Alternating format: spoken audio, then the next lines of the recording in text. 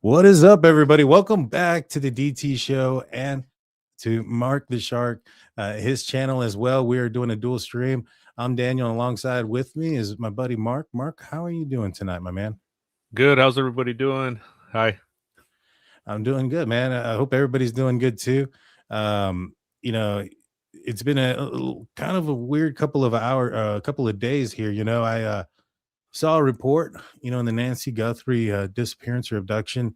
I sent it to you, and I was like, "Hey, man, this kind of looks familiar." And I wanted to talk to you about some of the breakthroughs. But before we do, how's your day been, man? You were live earlier, right? Yeah, I was alive earlier, and I just woke up not too long ago. I went to go get some food, got me a shrimp burrito. Oh, Uh, nice. yeah, so I like passed out. That's why I don't have the camera on because I passed out, and I'm just like kind of waking up from that food coma. There you But go. good. Yeah, good. How are you? Good. I'm good, man. A shrimp burrito. I don't think I've ever had one of those. I think that's something I need to try. I need to try this. It's pretty awesome, man. Um, you know, there's been a couple of things in the Nancy Guthrie case that I think are being spoken about now, and I wanted to kind of share that with you and our audience, and get your opinion on it, and just kind of have a discussion on what's being said and stuff like that.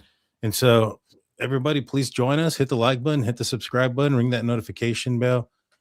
Here's the video I wanted to watch, and let's break it down, man. Tonight, we're hearing from a former FBI profiler who says the blood tells the story in the disappearance of Nancy Guthrie. The mother of Today Show host Savannah Guthrie vanished nearly 3 months ago, but her disappearance remains a chilling mystery. Investigators have found few clues that we know of. Among them, these grainy images of a masked man on her porch the night she disappeared. And then, of course, there's the blood spatter on her doorstep, which DNA testing confirmed belonged to the 84-year-old grandmother. But while these clues may seem limited, my next guest says these images provide a treasure trove of information on Guthrie and what happened to her that night. Retired Special Agent Jim Clemente has drilled down on these pictures frame by frame. And to try and fill in the blanks on this baffling mystery, he joins me now to share what he found. Jim, great to see you. We should say you were an FBI profiler. Yes. It was your job on tough, cold cases to come in and reverse engineer, try and figure out who they should be looking for. Yes. Let's first take a look at the blood images. The first one is this image. It's a wide shot of the blood spatter on the doorstep. So just before we get started, I kind of want to give everybody a little bit of a rundown of what I've said in the past. Initially when I first saw the blood spatter on the ground, I said that, this looks like a mist. This looks like somebody coughed.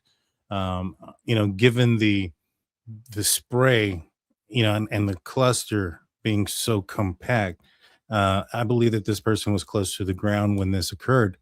And, one of the reasons I thought that based on the cluster was I use the analogy of like bird shot. Mark, have you ever shot bird shot before by any chance? No. Okay, so what happens is you have a lot of pellets, right? Now, if you're close to your target, it's going to keep those pellets in a close cluster because it's real close.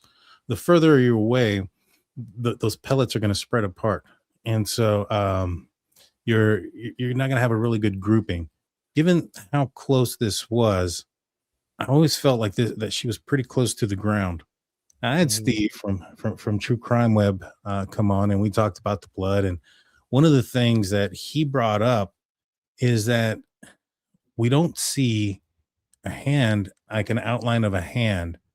I'm assuming if she's that close to the ground, maybe her hand doesn't, given that mist, it doesn't appear that she was covering her mouth or her hand when she coughed or sneezed.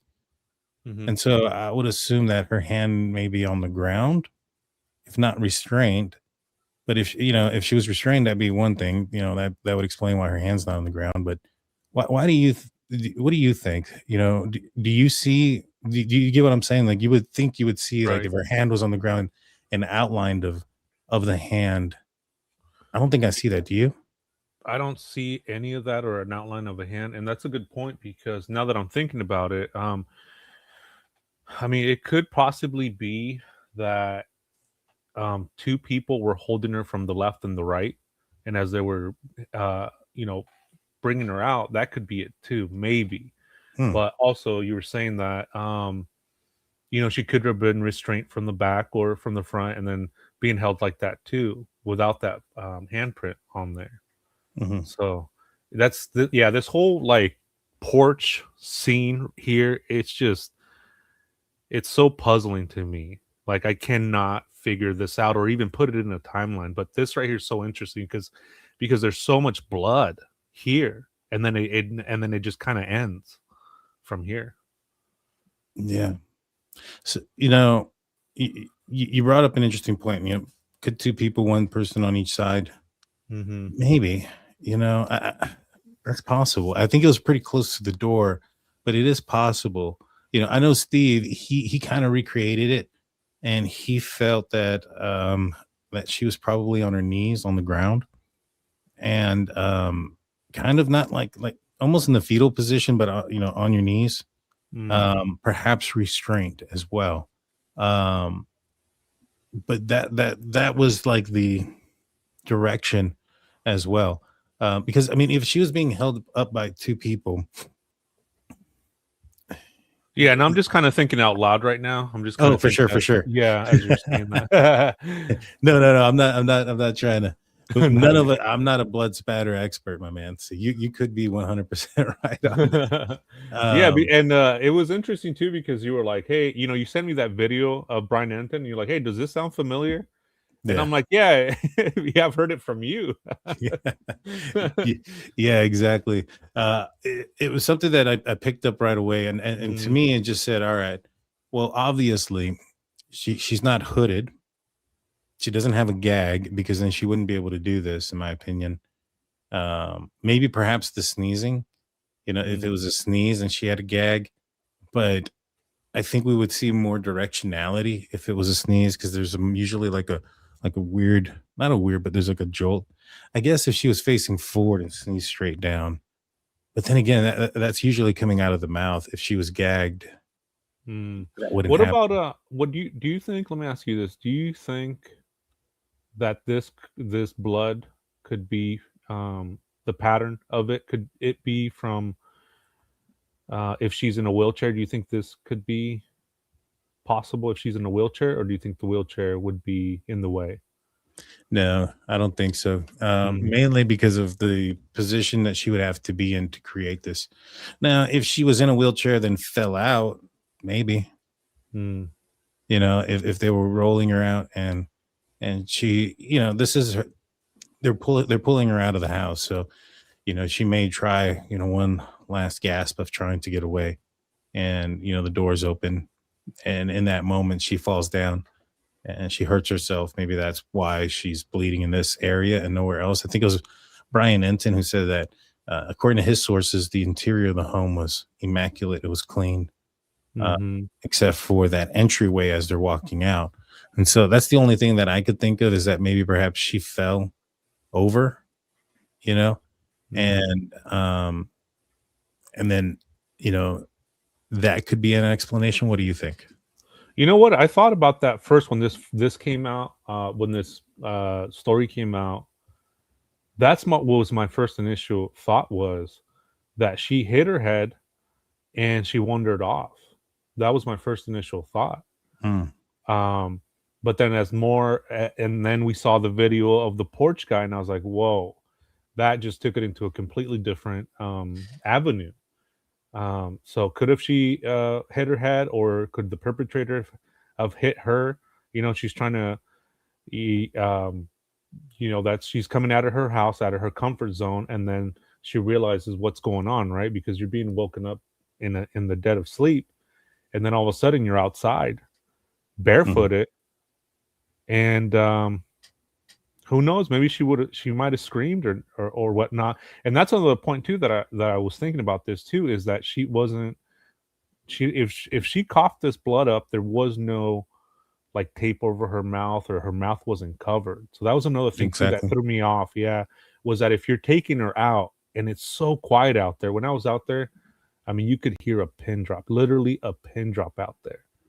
And so if she's not having that anything covering her mouth, she could have easily screamed. So I don't know what to make of that, but that did stick out to me as I was thinking about this. So great point. And I thought about that a lot as well, man. That was one of the things. In fact, I asked Steve about this, and that was one of the things I kept asking him about this is do you see anything that would show like if somebody if somebody got smacked, right? You know, let's just say she did scream. This is the exit entry point or the exit point that we can assume that she left from. What if he turned around, tried to silence her in a certain way, and because she tried to scream? Would there be, if it was like a strike to the head, would there be I guess like a flinging of blood, from the initial hit, the boom, like a hit, and then blood fling off? And I don't see that there, but I don't think we see everything. There could be some stuff on the walls that we didn't see. I would be very disappointed if they left that there, which it didn't appear that they took anything. So Right. if it was probably left there. But I didn't see that. So I'm wondering if there's anything like that inside the house at the foot of the door. And the other thing that could be is he may not have had to have struck her in the face. He may have, struck her in like the stomach or something, and she's coughing up blood and went to the ground. But I still think that she's probably restrained. Yeah, that whole hand thing that you were saying, it does. I mean, you would be able to see that, right? Like the outline, maybe that, or she has to push herself up, right? And so you would assume there would be a handprint in the blood, or smearing from the hand as she was falling down. Exactly, and there's none of that. Now there is this, to the side here. Now, me and Steve had looked at it. He thinks that's possibly a partial shoe print. Now, you mentioned that that Nancy didn't have any shoes, and I remember hearing that. And if that's true, if that is a shoe print, that's the abductor's shoe print. 100%. If that is a shoe print, yeah. Unless, wait, you know what? No. Unless it's the FedEx, unless it's the UPS driver or the exactly, yeah. Oh man. Unless it was somebody who arrived after the fact to go check on her and then stepped on it, didn't see it, stepped on it and then looked down. I guess that's a possibility. Maybe that's why they didn't collect it. Somebody stepped in it. Is that I wonder if Steve, if you're in here, he told me he was going to be in the live chat, but right on. I would assume you would still collect it even if somebody stepped in it, but right, because isn't that like you would like say I stepped on it or and I'm delivering something, but then you can show my routes, then I could get eliminated. And if there's another partial footprint or DNA or anything, then I would imagine they would have taken that and then separated that either DNA or footprint or whatnot. And the fact that they didn't take the tile, they didn't take the mat, they didn't take the gate, as you were saying. Yeah. And I wanted to ask you this is that if do you think that the way that it was handled, do you think that if there is an arrest later, that you think the case will be okay, even if there are mistakes being done early on, like leaving the crime scene open for people to walk through it? I think that depending on what they have, some stuff could be an issue. So let's assume that because I think money also helps, right? And who you are makes a big difference, right? And so I'm going to assume that the abductor is probably not somebody who's going to be, if arrested, is going to get I could be wrong. Maybe they are, GoFundMe and a bunch of other stuff and be able to afford like a high powered defense and stuff like that. If they get something like that, then, if you have a high powered lawyer and you have possible questions about, contamination and things of that nature. If that evidence was utilized to find something and they can get that thrown out of court, then that becomes a big problem. But, if they have some strong evidence, and, I've gone back and forth with this in my mind because of the lack of information that they have put out there. It's usually one or two reasons why. Either one, they have a lot and they don't need anything else, which it doesn't really seem like that's to be the case here because of how long this has been, and and it doesn't seem like they have any answers. They're downsizing, etc. Or they don't have very much and they're trying to keep everything real close to the vest with whatever little that they do have in case somebody does come forward, that you don't have any false, confessions. The John Bonet case was a very big case, and there was several people who, confessed in that case that didn't commit that crime. And so when you have high profile crimes like this, that tends to happen from time to time. You'll get people that come in here and do that. And so you want to have some things that you can ask and get information out of that you can ensure that the person you're talking to is correct. Now, there's also another avenue that they could have something that is fairly strong, but it's a big piece of the puzzle, but you still need quite a few more pieces. And what I mean by that is, like in the Brian Koberger case, they had his DNA on a knife sheath. That was a piece of evidence that was brought in by the killer. They knew that the killer touched that item based on the amount of cells and everything else that was on there. And so they had something there that was pretty strong. They still put out information out there looking for a vehicle, etc. But they had something pretty strong. And what ended up happening in that case, it was the information that was found after the fact. The fact that he turned his phone off, the fact of what he was searching, his Google searches, his locations by the house, et cetera, et cetera. None of that could be found until they located the person.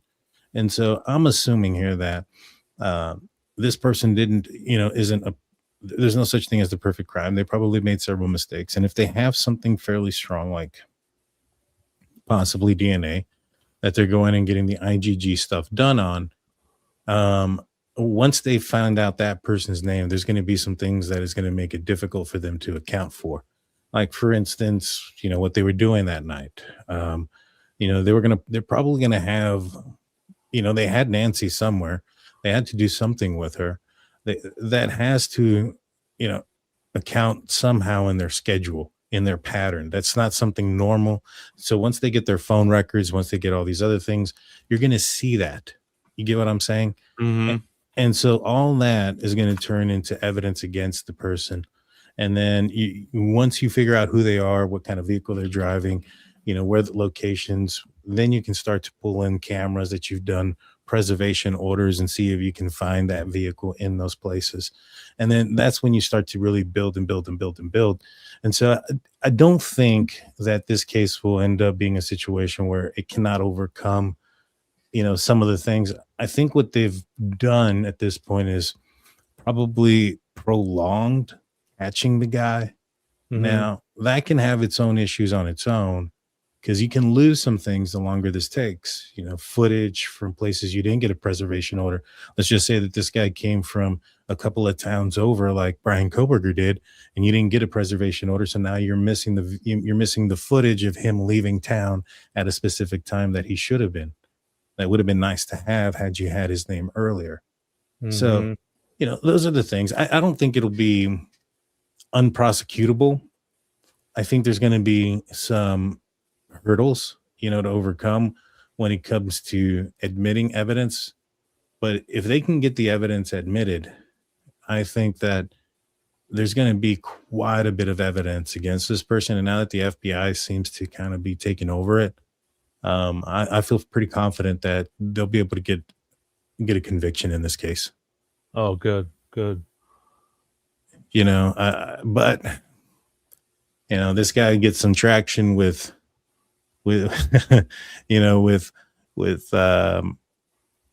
folks and the GoFundMe's and the big reports and stuff start coming out. you know, he's a patsy or he's this or he's that, Mhm. you know, that starts to go array, you know, which I'll do the prediction now.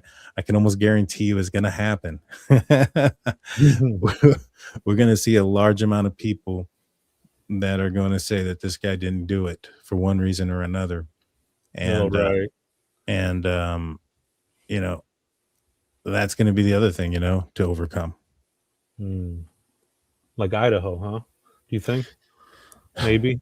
Bigger, man. I think this could be bigger. I think this case, as far as like view, not necessarily views, but like traction, you know, with Koberger, he got a lot of people on his side, but I don't think he got as many as, like, for instance, you know what, maybe as big as Koberger. I think probably so. I was gonna say maybe like Luigi Mangione, but no, I don't think so, because that was more political and there was a lot of other stuff involved in that. Mhm. And so that brought in a lot more people. Yeah, I would say probably as big as like the pro Koberger movement. I wouldn't be surprised if we saw something like that with whoever gets arrested. I was gonna ask you too. What do you I was gonna ask you too. What do you think when it comes to like the Pima County sheriffs? They came out with a search warrant for Luke Daly. I think Yeah. that's his name. And then for I'm sorry, for Luke it was a federal warrant, and then for Carlos was a Pima County search warrant. I mean, do you think there's still something there with Luke because it is a federal search warrant, and I mean it's from the FBI. It's not like they just picked this guy out of a hat. Do you think there's something more there with Luke, or do you think maybe that's a dead end? If they have DNA of the suspect, it's a dead end. Oh wow, okay. You know, if they have DNA of the suspect, it's a dead end. Because all they'd have to do is just get his DNA, and they've already arrested him. I think they've already just swabbed him. You Mhm. know, at the end of the day, law enforcement also, the FBI got several search warrants and things for Ron Logan in the Delphi case, and ended up being, you know, and I understand why. I get completely why they would, but ended up not being the case. You know, so uh, I think that they had some pretty solid information Mhm. that they were going off of, but you know, sometimes things look good, but looking good and being good are two different things sometimes. Mm, You get what I'm gotcha. saying? Yeah.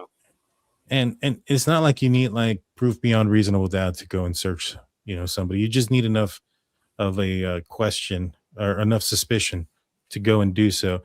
And you got to understand also that at the time, I think there was a possibility that Miss Guthrie could have still been alive. So you're working as fast as possible. So there's probably going to be some things that, like, if they would have looked at it today, like let's Mhm. just say Mr. Daly came up today and they had the same information, I guarantee you they're not moving as fast. Oh wow. Let me Yep. use the restroom real quick. I'll be right back. All righty. So what I'm gonna do is I'm gonna continue this, and then, well, you know what? I think I want to say thank you to April D4 for becoming a member on Mark's channel. If you guys would, you consider becoming a member on either channels, hit the join button. You know, for the Drunk Turkey Show, when you do so, you become eligible, or you have an opening to become part of the Discord, and so become part of the conversation, etc. We have adjusted the memberships, and so I think the lowest level is like 99 cents for us. So appreciate it if you would do it. Hit the like button if you can, and you want to still support the channel. It's free. Hit the like button, hit the subscribe button, ring that notification bell. All right, I'm going to continue to play this. This is something that me and Mark have kind of talked about already. So I'll kind of catch him up when he gets back on. What does that tell you when you look at it? Well, it tells a story of a snapshot of time. There's low velocity blood spatter, there's medium velocity blood spatter, and then there's on the right-hand side, you see a blood smear. That means somebody impacted that blood after it hit the floor. Stepped on it. Stepped on it, rubbed an arm or a hand through it, something like that. What are the blood? So the blood smear, you know, there's some rigid edges to it. And that's the part that when Steve he did his Steve from True Crime Web. He's a CSI investigator, and actually, I was talking with oh, okay, see that you're back, Mark. I was talking with uh, Steve earlier. He's going to be on the channel, and we're going to try to get him on the channel along with Mark, and so that way we can talk to a retired CSI. But yeah, comes in saying basically a high velocity, medium velocity, and that he believes this is a cough. So let's continue. Do you have any comments on this, Mark? No, I just got back. All right, cool. So let's continue this, and then we'll break it down a little more.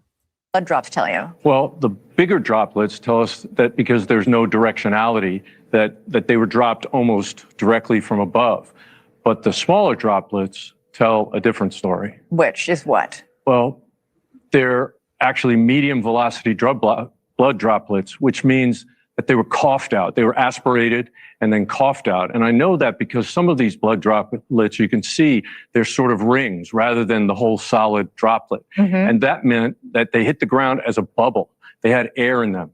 And that can only happen when somebody coughs or sneezes out blood. So what does all that tell you? We know this blood is Nancy's. What does that, studying that blood, what does that tell you about what was happening to her at that moment? It tells me that her face was within a foot, probably several inches above the ground, almost directly above that first upper left blood stain. And it tells me that this is probably where she made her last stand, where she fought her abductor. She was 84 and could barely walk. I understand, but this is probably where she gave them the initiative to hit her in the face. She started bleeding. It went down her throat. She coughed it up as she went down to the ground here. This tells me that was most likely only one offender, because two offenders would have had control of her completely, and she would never have made her way down to the ground so close to be able to make that blood spatter, that medium velocity blood spatter. So he brings up an interesting point about being a one-person offender, that two people would have most likely been able to have controlled her, especially given her mobility constraints or mobility restriction, and the possibility of she also being restrained here. I talked about the back door being propped open, and I mentioned that as being a sign to me also of a single offender, that one, you really don't need to have something open, prop open the door if you have somebody else there to help you. And two, for this situation here as well, what he just mentioned, it just, if you had more people, the likelihood of one person talking to somebody, saying something, plus you also have to have, initially you have one person that has to be able to get away from their family, not be suspicious, have a place to take her, not be noticeable, like the activity noticeable from coworkers, etc. Because they did something with Nancy. They had an intention of doing something with her. They would have taken her if this was the initial plan, was to abduct her. What are your thoughts on this, on what he thinks about it being a single person job, Mark? It would make sense if it is a single person, because we haven't heard anything from anybody else that would come forward for that reward money, that $1.1 million or whatever it was. So it would make sense that if it is a single person, then that one person's able to keep that secret, unless he's, at the bar and telling everybody, what he did. But I think that does make sense with that single person perpetrator. Nobody else has come forward. Nobody that we know of. I mean, we haven't heard anything. And if there was a second person, like, one, there was cameras around the house, right? Now, I know that law enforcement have said that they haven't retrieved any footage from those cameras. That can be a lie, right? That can be a lie. Just like they said that the DNA they had, they were alluding it to being, touch DNA. Find out later it's hair. Big difference. And so here, if they had more than one person, I know they set out the video of just the one guy, but where is that second person involved? How do you think a second person would be involved? Would they be a person on scene, or would they be a person who's calling the shots per se? That could be it too. If it is more than one person, I could see a driver stopping by, dropping this guy off. That's why he was there for 41 minutes, maybe, right? This is just a thought. And, for that other guy to come back to pick him up, I mean, that could be it too, a getaway driver. And he could have done this by himself and then dragged her outside, had that getaway car, and then boom, let's go. I mean, that could have been one scenario. But then again, you got a chance of being more exposed going around that neighborhood and going either in circles or in coming back to the scene. I mean, if it's two people, that would basically throw out it would kind of, in my opinion, funnel out the possibilities of the motive as it being financial means. I would anticipate her getting into the vehicle bleeding is probably not what the driver had in mind. And so, from the driver's perspective, if there was a second person and there was a driver, it's already started pretty bad. I would assume there would be a lot more mistakes made because you're in the heat of the moment. Now there's somebody bleeding inside your vehicle, possibly. Maybe it's somebody else's vehicle. Maybe it's the person that's inside there. Maybe it's a rental vehicle that's in your name. I don't know. But now you have something that is happening that didn't go to plan. And then she passes away, possibly. I'm assuming she did, which was probably also not to plan. That's a pretty severe consequence of what they've done with some pretty severe consequences. I don't know, man. I just feel like a lot more mistakes would have been made in that scenario from somebody who wasn't expecting any of that. Yeah, that's a good point, right? If that's not what the driver was expecting. And see, that just, that would give the driver an out, right?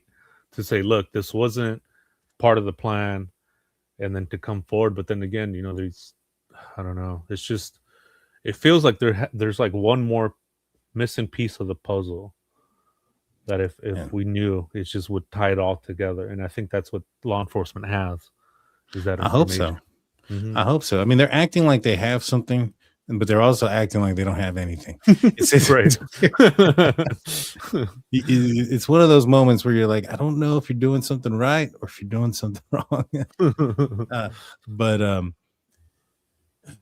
so many questions. But I got some more stuff. We'll finish watching this, and then okay. I want to get your opinion on some other things, and then we'll pull up some of your videos that we have. All right, let's pull this up.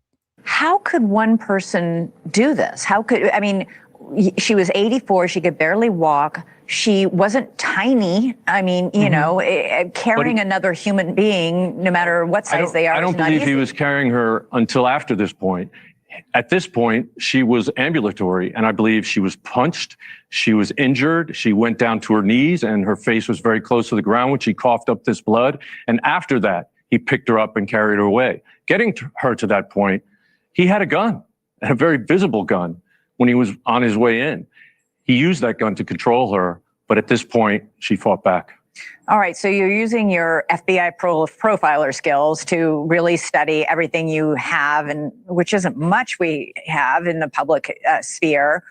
But what using your skills as a profiler is the story to you on who this person is who took her? Well, if two of the ransom notes were real, then part of the motivation was money. But I believe that there may have been a second motivation, and that is probably to hurt Savannah Guthrie. Now, this is exactly what I've been saying when I've been saying that this is a fantasy driven, where it could be revenge. It could be a bunch of different things. I even had utilized a analogy of President Reagan being the attempted assassination of President Reagan was done by a man who was trying to gain the affection of Jodie Foster, an actress, something that Jodie Foster didn't really have any idea this was going on, or that this would have taken, like she made a political stand that this would have taken her heart or anything like that. It was just a delusional person, and I feel like that's a good possibility here.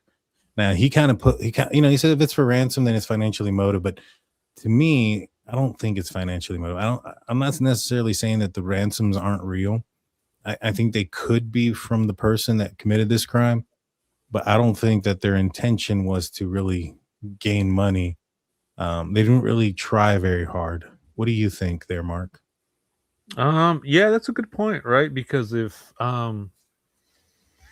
with the fantasy angle that you had, I mean that does make a good point. And yeah, there has been tons of cases throughout history where one person carries out multiple uh uh crimes and deaths, and they're doing it all by themselves. I mean, there's been tons of that. Mhm. So to rule that out, it's not. I don't think it's like uh like a far fetched idea that only one person could be doing this. Well, Mark, what Uh, about this? mhm, If it is fantasy driven or if it is mhm. revenge motivated, what are the likelihood that that's a two-person job? That doesn't sound like a two-person job if it's fantasy or revenge motivated. What do you think? Yeah, I mean that goes to that point again. That's another point to that. That it would be for the single person to go out there, and this is the closest he could get to Savannah Guthrie. Yeah. Yeah. And I don't think anybody wants to like share that with another person. Mm-hmm. You get what That's I'm just, saying? yeah, just for So himself. Yeah. yeah, that's a selfish thing. That's a selfish motivation. That's a selfish move. That doesn't scream like, assistance. You know what I'm saying? Mm-hmm. And so, I think he also doesn't buy the ransom aspect of it. Now he might know something a little bit more and think that, he might be keeping that out there. But to me, if this was really truly financially motivated, there's a couple of things that would have happened. One, Savannah's family would have been contacted about Nancy's disappearance. They would have found out about Nancy's disappearance through the abductors, whether that be a ransom note left at the house, Mm-hmm. whether that be a phone call to their home. It would not be because she went missing, nobody could find her, and then 3 days later they finally contact. And then not only do they not contact the family, they contact the media. And so for them to contact the media, that tells me that their intention was to create a spectacle because that's what it was. Do you think that if they contacted the Guthrie family directly, and do you think we, the public, would have known about it? Probably not, right? Because a lot of the ransom, they tell you don't call the police, or Well, not, yeah, or what were you not saying? only that, but like, do you think that law enforcement would have let that information out? Do you think Oh, I see. Probably do not. no, right? Like, there's Yeah. no way that we would have known. So whoever did that wanted it to be known. Mm, You get what I'm saying? And so right. if they wanted it to be known, why? Maybe perhaps um people were looking in a certain direction already. Maybe perhaps he felt like he needed to take the credit that he deserved, etc. And he wanted people to stop thinking it was one thing or another and what it was. Because at that time we didn't have the video of the guy yet. Mm-hmm. You know what I And you mean? were So saying that too. Yeah, you were saying that too, right? Like with BTK, how he was sending letters to the media. exactly. Yeah. And some folks will say, well, um, what made him stop is because, Savannah Guthrie and her family came out and spoke and said, hey, we want proof of life. You know, if that was really the guy, Mm-hmm. his affection was Savannah Guthrie, Mm-hmm. and now she's talking to you. Do you really think they would stop? Yeah, probably not. You know, Yeah, and that's scary too, right? Like it's like he's playing that game to Savannah. Like it does creep me out because that Rex Huberman, he did the same thing, right? He would contact the families Rex and he would Huberman would taunt them. torment him. Would torment them. And it kind of seems like that too, right? To torment the family, Savannah. And now she's actually talking because a lot of people were saying like it sounds like she's talking to somebody directly. Yeah. And to imagine that he's behind the computer screen or behind the TV or the phone, and he's seen that. I mean, that just gives me goosebumps. Oh yeah, dude. I mean, that's the thing that bothers me about that. I just wonder if what it is that this person said in the beginning, if it really was just the floodlights and something to do with her watch, that her watch was at the foot of her bed or something of that nature. That's where she plugged it in. I don't really, I'm not too sold on that not being something that somebody can find on the interwebs. I mean, the internet sleuths, you cannot underestimate them. They'll find Right. they'll find everything. Mhm. And I wouldn't be, this guy was really good at just, searching the web. They had 3 days to go and look for, throughout all of this video of, Savannah and Nancy. I mean, a lot of people were pulling it up. It was one of the most searched things at the time. I wonder how much stuff, would have been circulating from old videos, etc. I wonder how much that somebody could have come up with in that short period of time that could have made somebody really think that they were the person. Mm. You get what I'm Right. saying? Right. Yeah. Unless it's something like super specific, like, I knocked over this picture, that would be super specific. I'd be like, all right, there's a knocked over picture that happened. That's inside the house. Nobody's been inside the house. You can't see that from outside. Yeah, you have to have something like that you were there, that only you, the family, and would know, right? Like that, like something Yeah. was knocked over. There was a case where the guy had killed this woman, and he had folded her clothes and put the cross on top. I mean, like that. If we heard something like that and police knew, um, then yeah, that's something to take serious. But at the foot of the bed, like you were saying, yeah, maybe, but something very specific. I mean, you can almost feel it, right? Folding the clothes and putting her cross on top of that on that case. Yeah, yeah. Mm-hmm. That's what you're looking for. You're looking for Exactly. that kind of information. Which makes me wonder about, this video that we have the profiler with the blood, but the video of the suspect in the middle, but he goes and he's like adjusting the plants. When I was talking to Steve, he asked me, do you think that could have been like a message? And I was like, maybe. I thought about it. I was like, maybe he's trying to like, make it so that he's trying to cover something, but I think you can probably get something better than plants to do that. As a message or as what? As to cover the camera. Oh, gotcha. Yes. Yeah. I think you can get something better. And I don't think that's what he was doing. And I wondered about that. I wonder if that's what he was doing. And here in a minute, we'll bring up the video and the footage, and I want to get your opinion on a few things that have been bothering me. Okay. Before we go, what do you know what type of glove that was? I know Steve had mentioned that too. The glove, like it's a heavy duty glove. Do you remember what kind of glove that was? I don't, but it's a glove that like I think some mechanics will wear and some like HVAC guys will wear. And what it is, and I just happen to be playing with a nitrate glove underneath the desk. It's a regular nitrate glove, but it has a second glove like woven into it. Oh, wow. Yeah, and it is super durable. I mean, he had a hard time ripping it, on the channel, and so yeah, it was pretty intense. But yeah, let's finish this and what he has to say, and then I'll pull up some of the pictures and videos, and then I want to see, some videos to kind of maybe answer some questions that I've had in my mind. By taking her mother, by depriving her of that. And that could have been based on some interaction that this offender had with the mother or with Savannah in the past. It could have been weeks or months or years ago. It could also have been just a delusion in his own mind. And he could have built up an anger and a resentment against her.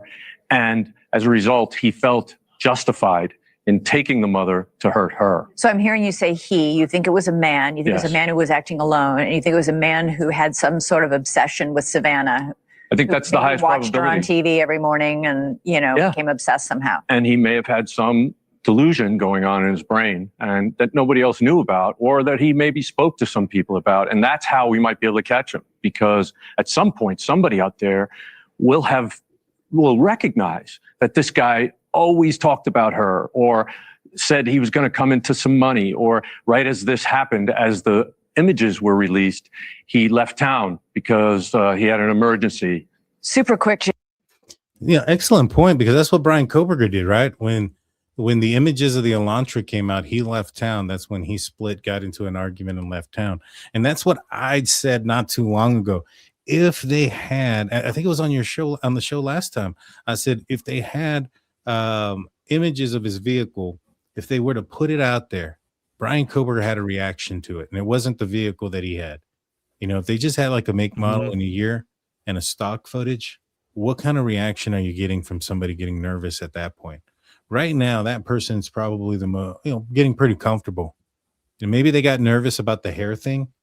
Maybe that information might make them a little nervous. Mm-hmm. But at this point, I would think they're pretty comfortable. Why not throw out something that would make somebody question, why is this person acting funny? Maybe they had a suspicion before, you know what I mean? But they just kind of waved it off as something else. And then new information comes out and they act kind of even more funny. And then you're like, you know what? I got to report something. You get what I'm saying? What do you think? Yeah, I agree, because I mean, we've seen that with like you were saying, with the Koberger case. And if I thought too, if this guy's level of calmness doing this high level crime, I mean, wouldn't he stick out to the public, right? Isn't that something that this guy would be sticking out? And now with that information that would, if it does come out, I mean, yeah, this guy would definitely be on somebody's radar. I mean, I have a feeling that somebody knows this person. I have a feeling that this guy had said something, or somebody has some connection with this guy, and they're just afraid to come forward because of what he did. But I do believe somebody has recognized this guy. I do believe that. I think there's a possibility. And, if you did recognize him, please come forward. Please speak. If you help, and you're worried about things, you know where to go, you'd be kind of worried. I mean, I'm sure you'll get some help. And then there's a financial aspect that'll help you and your family as well. So, please come forward. All right. And so do you think maybe they do have a vehicle? I think it's possible. I think if they do, I think they're sitting on something that they think is pretty heavy, pretty strong, and they're just waiting for the results of it to come back, and that's going to point in one direction. And I think they're assuming that they're going to get a lot of info, once they find out who this person is. That's my hope. That's my half glass full, approach to this, is that they have something super concrete. And if they have hair and it's mixed in, like, with Nancy's blood or something of that nature, that's pretty compelling. Now, maybe perhaps they're doing what Idaho did. Everybody looks at what Nanos did or Nanos did and say, oh man, he sent it to, Florida. And then from Florida, it's getting sent to the FBI. Idaho did the same thing. They sent it to Othram, and then from Othram, it went to the FBI. And so that might just be the procedure in which they have to do things for it to fly in court, because in certain bylaws, and Brian Koberger's defense team tried to bring this up, was that their policy, which again, policy isn't law, right? That's just their policy. The FBI policy was that they weren't supposed to do any help with IGG unless there was no suspects, no avenues, no nothing. Like, they have exhausted all avenues of law enforcement investigative tools, and they now need the FBI's help. And the reason that they have this policy is because there's only one FBI lab, and there's several thousands of law enforcement agencies across the United States. And so they want to make sure that they go through all their avenues and that the FBI is the last resort to help them out, right? And even at that, there's certain cases for whatever reason or another that get in before. I'm just a messenger. Don't kill me on what cases. You know what I'm saying? And so because of that, that's why they have their policies. And so that's not something that, a defense attorney can go in there and say, you broke your own policy. But, that's just a policy for logistics. It's not a policy for anything that's going to affect anything court wise. But, yeah, that always worries me. Like, if they catch the guy, if this is like a defense's dream case because of all the mistakes that were done. I mean, from the outside looking in, possibly. I mean, but I thought that was the same thing at, Brian Koberger's when I saw the probable cause affidavit. When I saw the PCA, I was like, man, they don't really have much. And at the time, they really didn't. Most of their evidence came after the arrest. And right now, we don't know much. So, of course, to a defense attorney today, it's gonna look amazing because we don't know what they have, and there's only so much. And if you're accounting what we know as all that they have, then yeah, they don't got much. But I highly doubt that to be the case. That's good. That's like reassuring that you're saying that. That's good. I sent you this last time you were talking about the jammers. Mm-hmm. A viewer sent me this, and I'm sharing my screen of a jammer. Let me play it. All right. Oh, wait, that didn't work. It looks like the antenna that the perp had. It does. I think I've seen this. What it's doing is it's freezing the image, ain't it? Mm-hmm. That's pretty crazy.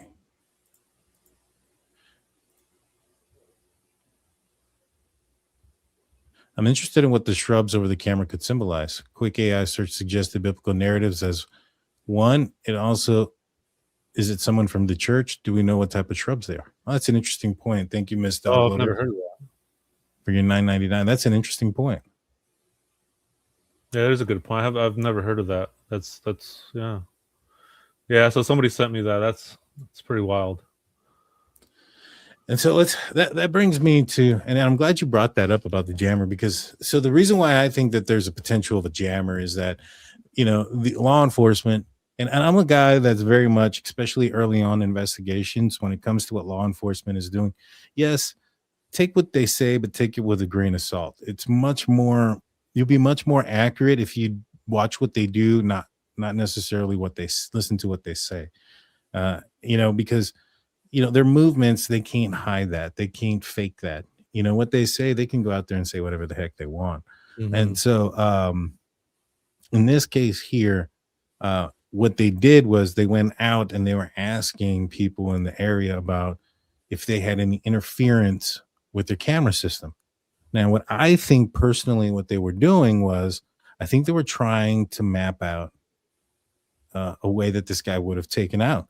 So let's just say that the reason why they don't have footage of his vehicle is because he had a high powered jammer that was affecting people's cameras, right? Let's just say that was the case. And when he drove by, it was affecting their Wi-Fi, thus affecting the camera feed, and you couldn't see anything. Mm-hmm. You may not be able to see his vehicle, but if you can pinpoint which cameras went down, you can now draw a path of how this guy got out. Now, he's eventually going to come out across somewhere where it's not a camera that is tied to a Wi-Fi network. Maybe a camera that is tied to, a street camera, something like that a Wi-Fi jammer is not going to affect. That's what they probably could be looking for. You know what I'm saying? Mm-hmm. And so, wired. Mm-hmm. Yeah, I think that's what they're doing. And if they're going around looking for that tells me that he may have had a jammer. That's probably what that thing is sticking out of his shirt, out of his sweater. And then that leads to the question of why is he walking up to the camera without it on? And it doesn't appear that he's walking up to it, with the impression that he thinks it's on, Mm-hmm. I think he wanted to be seen, which goes back to tormenting the family, potentially having a motivation of it being out there. And, I goes back to the whole fantasy thing. And if it's a fantasy, I struggle with it being more than one person. Mm. But let's pull this up. So I wanted to bring this up here. Now, I think this is the same night.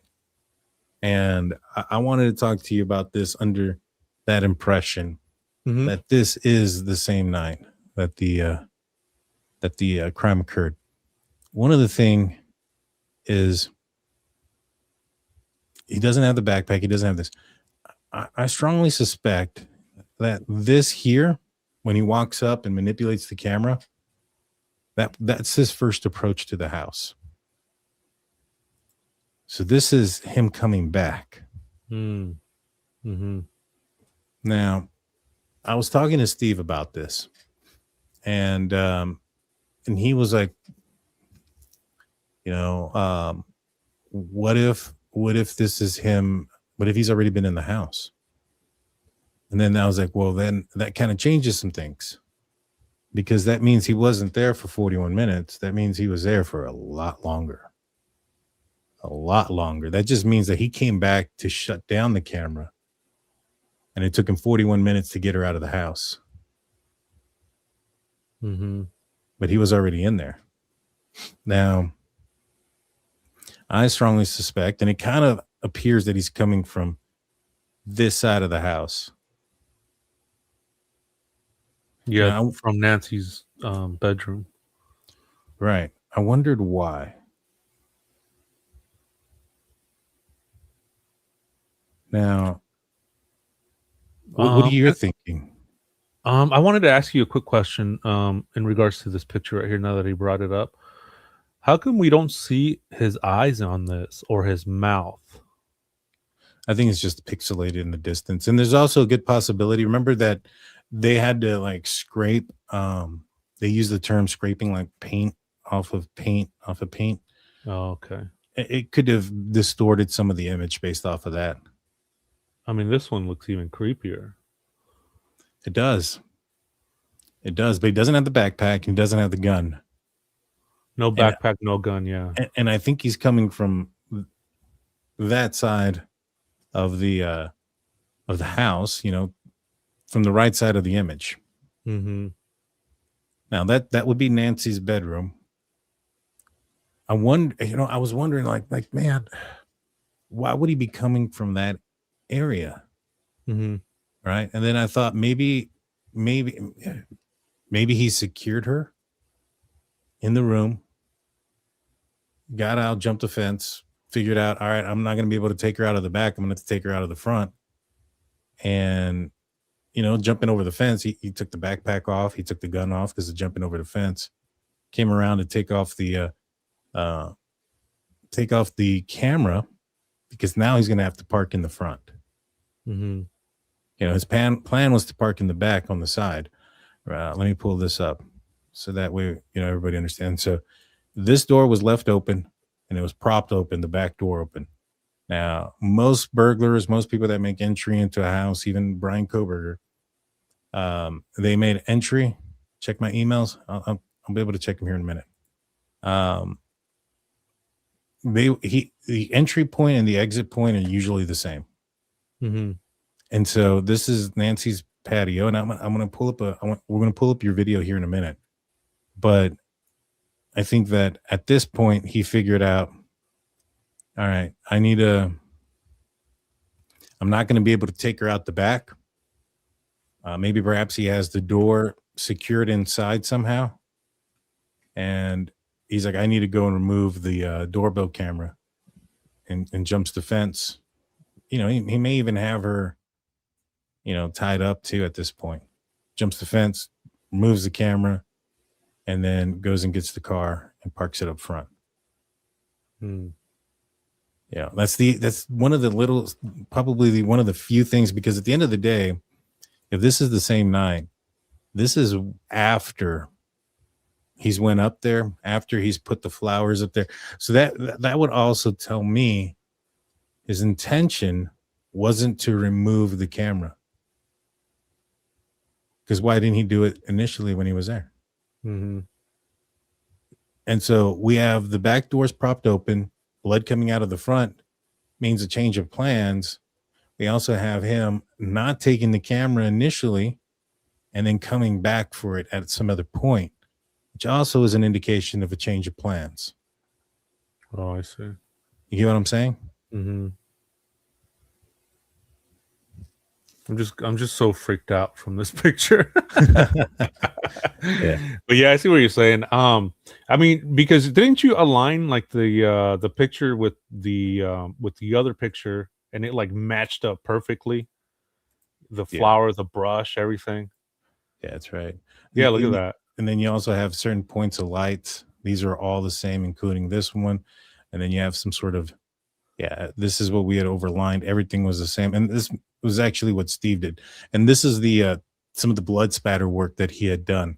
And when he was pointing out the ridges, which, that pattern being on both sides like that is not typically consistent with like a smear. That's more, that type of pattern, even right here, is more consistent with like a pattern, like a shoe print. And so this is kind of the stuff that we had been working on. Let's see. That's not it. That's it right here. Yeah, look at that. That's wild. How perfectly lines up. Yeah, all the lights, everything is just perfect. Yeah, look at that. Yep. Wow. And so like, and if you would imagine if it's from the 11th to that theory to what is it, the 31st or 30th, then you would see some changes, I would imagine, right? I would too. I would imagine that, the appendages from the plants would have moved, because it's the positioning of the sun. Days are getting longer. The further we get away from the, I forgot what the day is called in December, the shortest day of the year. And so that day passes. So as that passes, days are getting longer. The sun position is also kind of changing. And so, if you ever do like a time lapse on you'll see, like, especially if something is still, you'll see like the pattern, like a certain pattern of the shadows, and that's kind of the rotation of the sun in the sky. And plants and things will move and adjust to those things.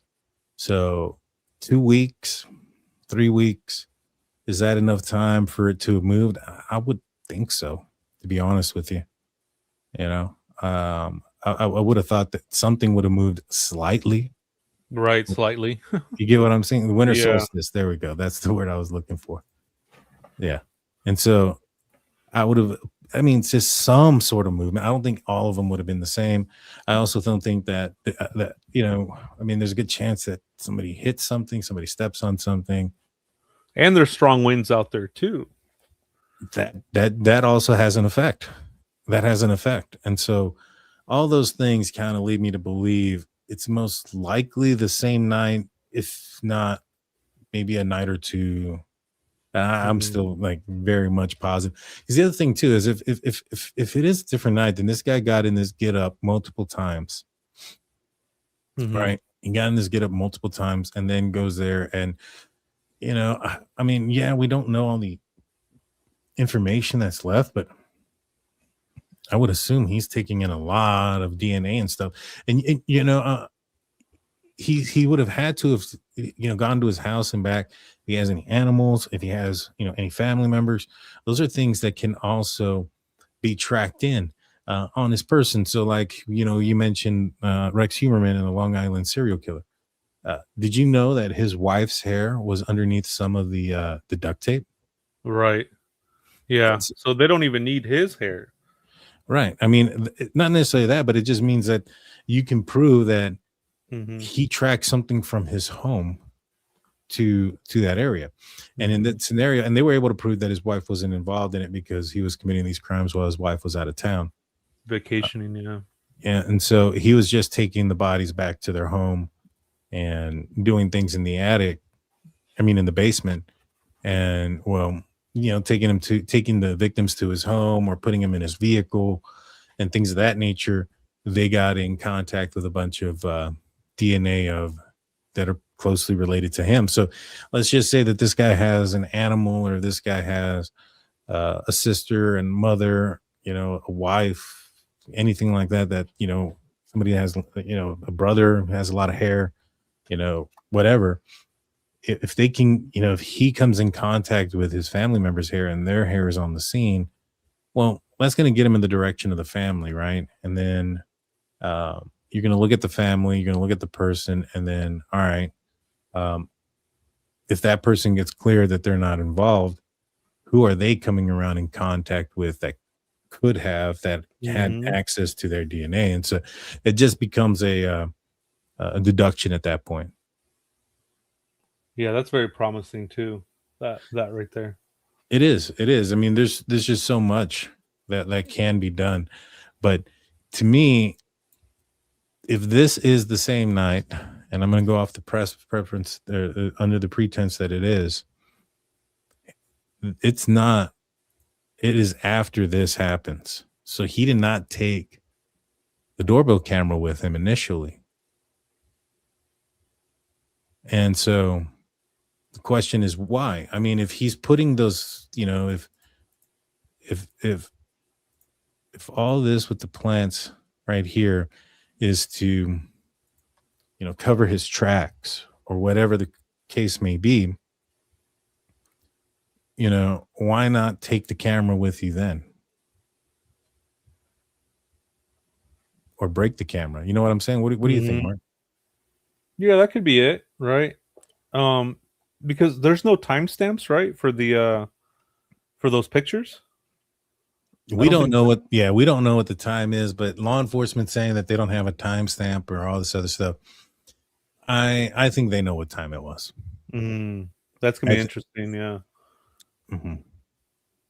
I think they know what time it was. I think there's going to be a recording. So, it shouldn't be very difficult because you're going to have activation and motion and a length of time, right?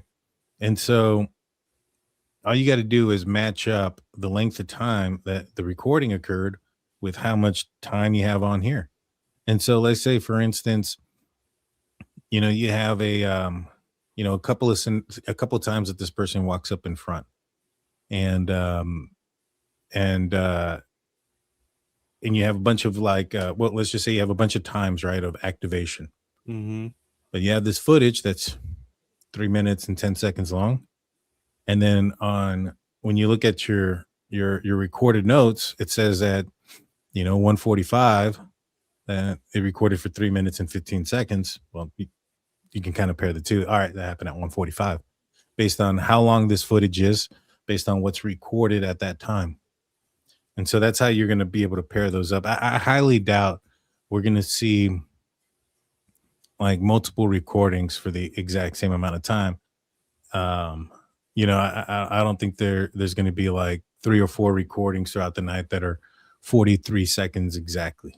If that ends up being the case, then you have 3 options of what time it happened. You know what I mean?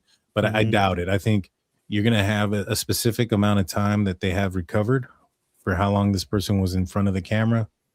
And then I think you're going to have a recording, like just how they have data that there was movement and there was a recording of it, but they don't have the footage of it. So I think they'll have like, what is the word I'm looking for? Like a list of the times that things went down, I guess is what I'm trying to say. And so to me, if he doesn't take the camera here, I think that gives the fact that he's just trying to, he's sending a message is more than likely than him trying to conceal something. What do you think?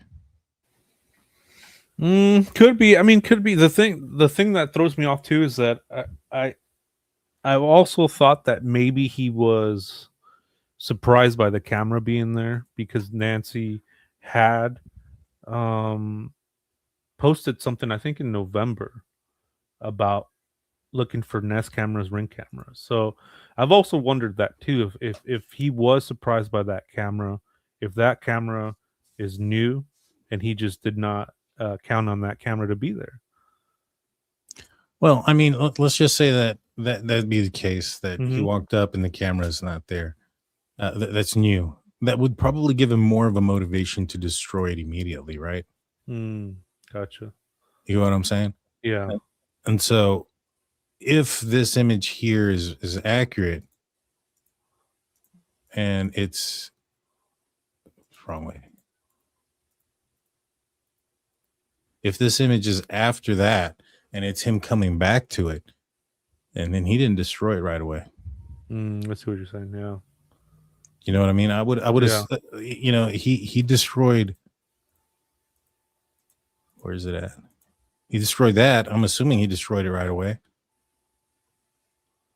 That's right outside the porch, right? Or the right up in the back. I believe so. Yes. Yeah. Okay. This is the blue door. The blue door. Yeah. Okay. But hey, let's bring up your footage. I want to look at that real quick because I want to see this patio area here. Okay. And let's pull that up. Oh, you got it ready already. Well, just look at that. See, this is exactly what I wanted to see right here, right away. The first thing that I notice is the fence. One, I would have. So right, if you want to pause it real quick. So that south end of the fence, somebody could easily climb in and out of that. There's no brush. There's no anything. So you have a place where somebody can jump the fence. I wanted to see if this was a brick fence like this, or if this was like a wooden fence. How tall would you say this fence is there? Not tall at all. I mean, probably chest high. Not tall at all. Yeah, not tall at all. See, I think there's a good possibility of that. I don't think he entered in here. But I wonder if he got into her house, secured her. You know, maybe the plan was to take her out the back, but he couldn't. So he locked her into the bedroom somehow so that she couldn't leave. And then, knew that he was going to have to change his plans. And there's like residue right here too. That's interesting. Yeah, it's also off to the side. Yeah, maybe change plans like you were saying. Yeah. He changed plans and had to go and jump the fence to go to the front to go get that. Remember that there's a camera up there that he was manipulating. There's also another entrance back here. I'll bring that up in a minute, but there's also another entrance. But go ahead. And it's not too crazy to get there. Like it's not like you're going to run into a bunch of like a brush and stuff. It looks like somebody could easily walk there around the house. Yeah, see how close it is to the road? Yeah. There's like a wash here too. There's another wash right here that goes all the way to the road too. That was another point that one of the searchers out there pointed out. She was like, look, there's like an entry point here. That could be another way in to her bed, and it goes straight to her bedroom. Yeah. I wanted to see what the outside of the area looked like too. See if there was like a lot of obstruction, because it'd be, if there was like a bunch of trees right here that blocked them, like the path, then at night you're like, man, even though he has a light, it's super dark out there. But that doesn't look too crazy to navigate. Did you see any footprints out there? No, I mean, this was like way after it happened. So, and this camera to the left on the wall there, that one, that was, you said that looked new. That didn't look like it was possibly new, not something that had been there. Yeah, it looks new. I'm almost sure that it's a new one, because they did come out and bring out installed new cameras. Yes, sir. Real quick, I want to say thank you to Julie for being the newest member, coming in with 199, saying let's go DT and Mark. Can opener coming in with their 10-month membership. Melissa Wildcard says, I love Mark the Shark. And then Julie comes in saying, let's go. Remember to hit the like. You love Mark. Go for it, guys. Please, please. I'd appreciate that as well. You guys are amazing. See here. Thank you guys. Yeah, see here's that gate I was talking about. There's another exit point right here. Right by the pool area, and then it goes back over here. There's that other fence on this up here area. There's her bedroom. There's a bedroom right here. And then there's some brush right here, trees, and then that wash, the wall. See it's not that tall. You see how you kind of see it better. That's a short wall. Mm-hmm. Yeah, somebody could easily jump that.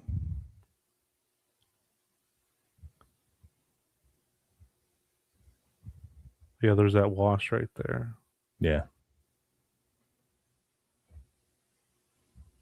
And see how these people like if these folks right here to the left at the top of the screen, there's a house there.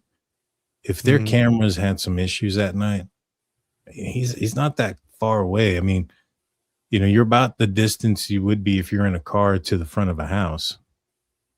And so if he was able to manipulate those neighbors by walking around there, if he had a jammer, I'm not necessarily saying he did, but if he did, then I'm pretty sure if he was driving around with one, it may have the same impact. He just probably had to drive somewhat slow. Yeah, but you see how like that becomes kind of, I mean, I would, like if somebody tried to say that, that this person navigated through here, on the back end, I'd have trouble believing that. But getting to the side here or to where Nancy's bedroom is, I think that's 100% feasible. Yeah, I think at this point, I'm almost convinced this guy just walked up from the road. Just the way that he looked like he was all cleaned up.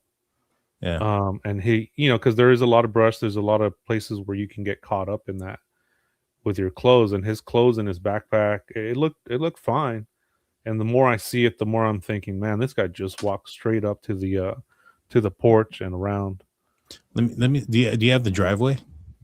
And yeah. And the driveway to the front door. Let's see that. Yeah. Okay. Let me just find it.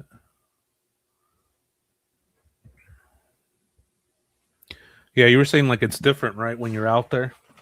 Yeah, it definitely is. It definitely is. I've had my opinion about a lot of things change when you go out there. I never got a chance to go out to the house in Moscow, Idaho, but I had a lot of people that went out there, and they told me that what the first thing that they noticed when they walked out there was how small everything is and how compact and close everything is.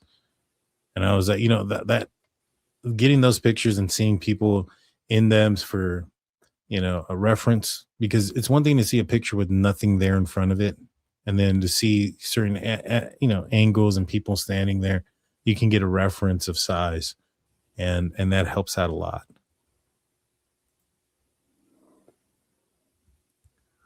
You wanted to watch the, you see, front? Yeah, he comes from, in my opinion, when he's walking up, I'm going to pull it up on mine real quick so I could just watch it on this end.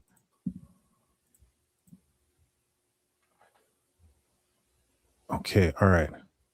I noticed something. He's stepping. All right. Let's, Yep. I think I figured something out. All right. So I'm going to pull this off real quick, and I'm going to pull this up here.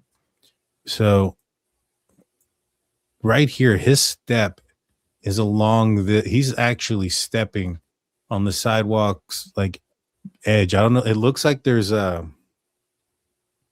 don't know, like you see where the path to walk in, it kind of looks like there's an edge there.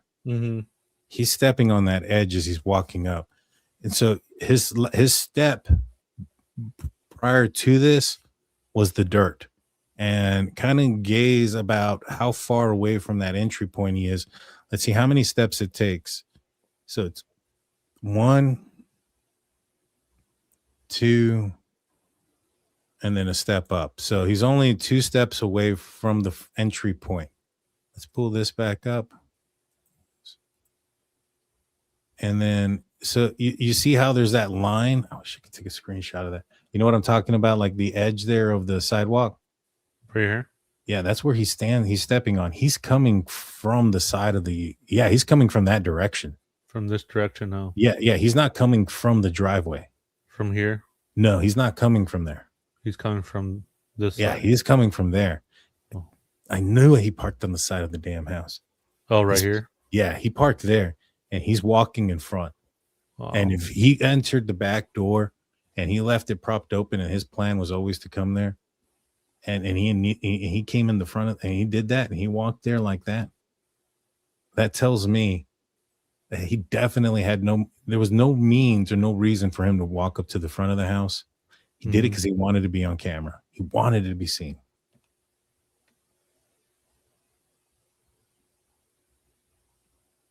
He wanted to be seen. That's the back, yeah. Let me see if I can get a better from that angle that you're talking about. That's very interesting. Yeah. So I was like, you know what? Let me play this at the same time. Let me see if I see something here. I wish I could screenshot this. No, that's not what I want to do. But yeah, his step here is right on the edge. This is him stepping from the dirt onto that sidewalk.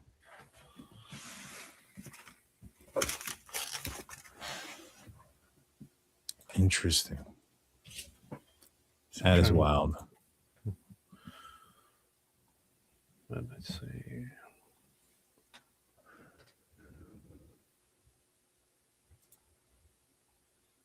Was there a broken sprinkler head? Yeah, there was word of a broken sprinkler head up front. Interesting. I wasn't aware of that. Mm-hmm. Okay, so this tells us a couple of things, right? Well, at least tells me a couple of things. If that initial approach, if this is him, this is the first time he's walking up, right? Then he didn't park in the driveway. He didn't park up front. He parked on the side of the house. You would not be making this approach if you parked just off to the side here. If you parked out on the street and you walked up the driveway and came this direction, there's no way. All right, I see that, Deb. DB. I'm gonna check it out real quick. But there is absolutely no way in my mind. Okay. Oh yeah. Interesting. All right. JLR actually posted it. Here it is. Let me get that real quick. Send that here. All right, I'm going to pull that up here in a second. Now, if I was law enforcement, I wouldn't have had a gardener out there messing with it. I would have picked up the damn. Oh my gosh. I'm telling you, these guys are going to be they're going to freaking give me a. All right, there's that video. There's that video right there. It's going to be a better view of the that area you were talking about.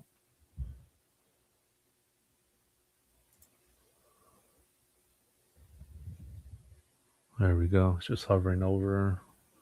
And then it's going to dip down. There we go.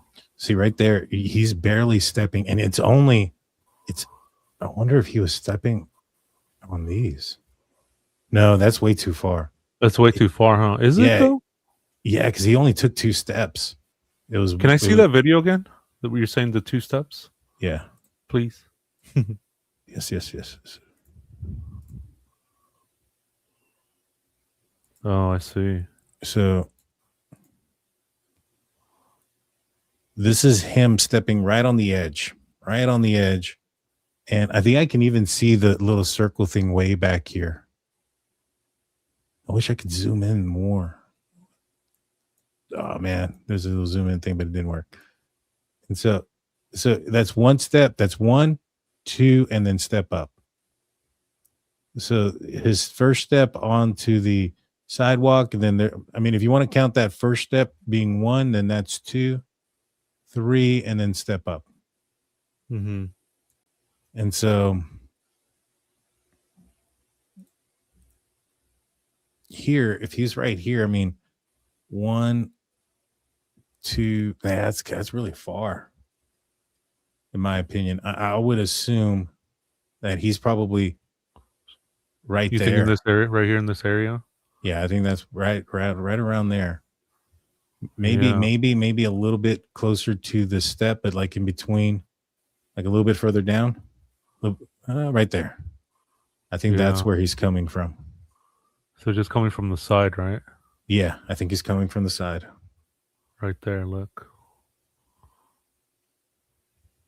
Which again tells me that he parked on the side of the house, which tells me if his whole plan was to go out the front and the back, he had no business going to the front camera.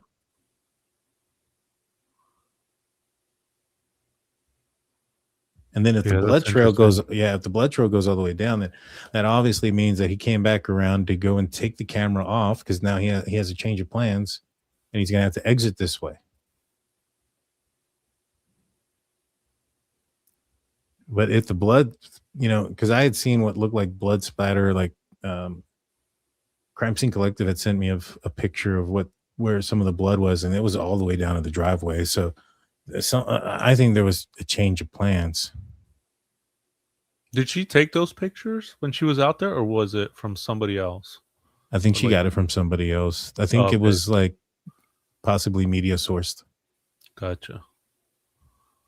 Yeah. And so, and obviously the blood is clean and the mat is clean. I don't know why. Well, not necessarily. I still see a bunch of there's still plant residue. Yeah, there's that plant. There's the infamous plant right here. Yeah. Right there. And so I turned the drone around. I showed this on the last show. You see how this is positive? There's a border. That was the word I was looking for. There's this a border. Right here? Oh. Yeah, there's that little border. And I can see that border. And when he steps on it, it looks like he's about maybe a little bit closer to that circle, that step up there, a little bit higher, a little bit lower. Right about right there is right about where he steps onto that border for the first time.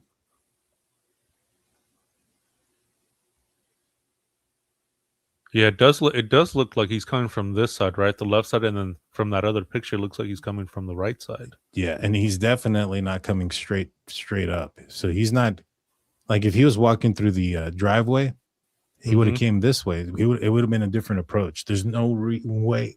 The only way and the only reason he's coming from that angle, and that other view you have is pretty amazing. Rewind it a little bit more. Keep going. Probably about right around there. I think that's definitely the path that he took, around that direction. And if he came in that direction, he had to park on the side of the house in the back. There's just absolutely no other reason to do that. That's wild, man.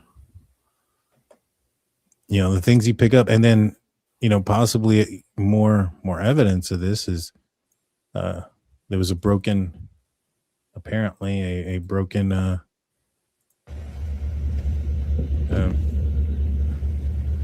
deal out here. The gardener is finally that's on the left side.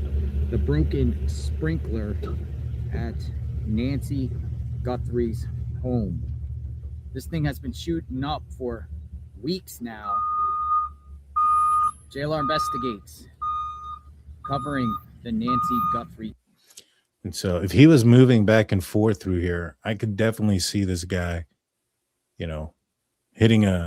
kicking something by accident. You know what I'm saying? Mm-hmm. Yeah, that's a good point. Breaking the sprinkler right here. Yep. Wow. So I have a better shot right here if you want to. Yeah. And I'll answer this one real quick. So this was Cool Whip says, if he wanted to be seen on camera, why take the camera though? Well, I believe that that there was a change of plans. I think he was going to take her out of the back. I think he was parked up in the side, and I think that when the plans changed, he needed to take the camera at that point, which is why I think that the other footage of him without the backpack and the gun is him coming back to take the camera. I don't necessarily. I think if things would have gone down in the manner that he was hoping, that he could get her out of the back of the house, then I think that he most likely is leaving the camera there. Oh man, you see, this is even more evident that the path that he has to take. Wow. Right there. And you said right there, look, he can hide that vehicle with that brush right here too. Mm-hmm. You can't see that vehicle at all, especially at night. There's just no way.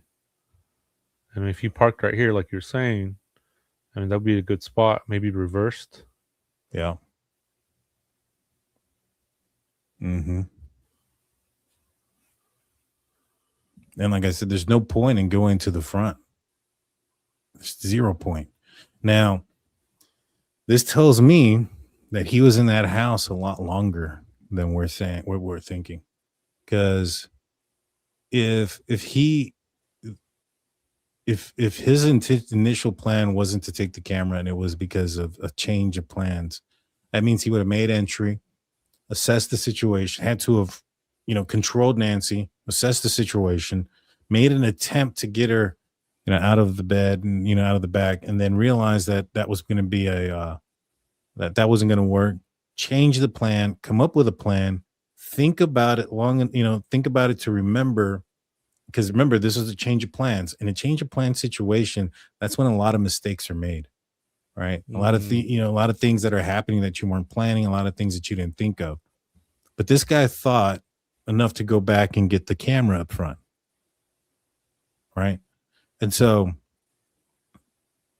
I would say he's probably in the house an extra 20 to 30 minutes, dude,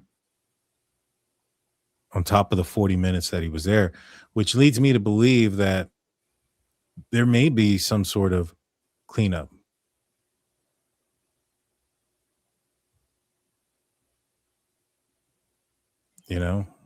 What do you think? Oh, for those 40 minutes? Yeah, for a cleanup? Yeah, that could be it too. That could be it too, 40 minutes. Yeah, that whole 40 minutes, right? Because if it is a robbery or if it is anything like that, you want to get in and out. You don't want to be there long. Well, yeah, you don't. But like Brian Enton is claiming that his sources are saying that it was immaculate inside, very clean. Yeah, you see that video where Nancy is doing her bed? Yeah. Mm-hmm. Yeah, she seems like somebody that would have everything in order. Well, I mean, I would assume that there would have been some sort of maybe struggle. If if the reason why the plans changed from getting her out of the back of the house was because of a mobility issue, then I feel like we would see evidence of that.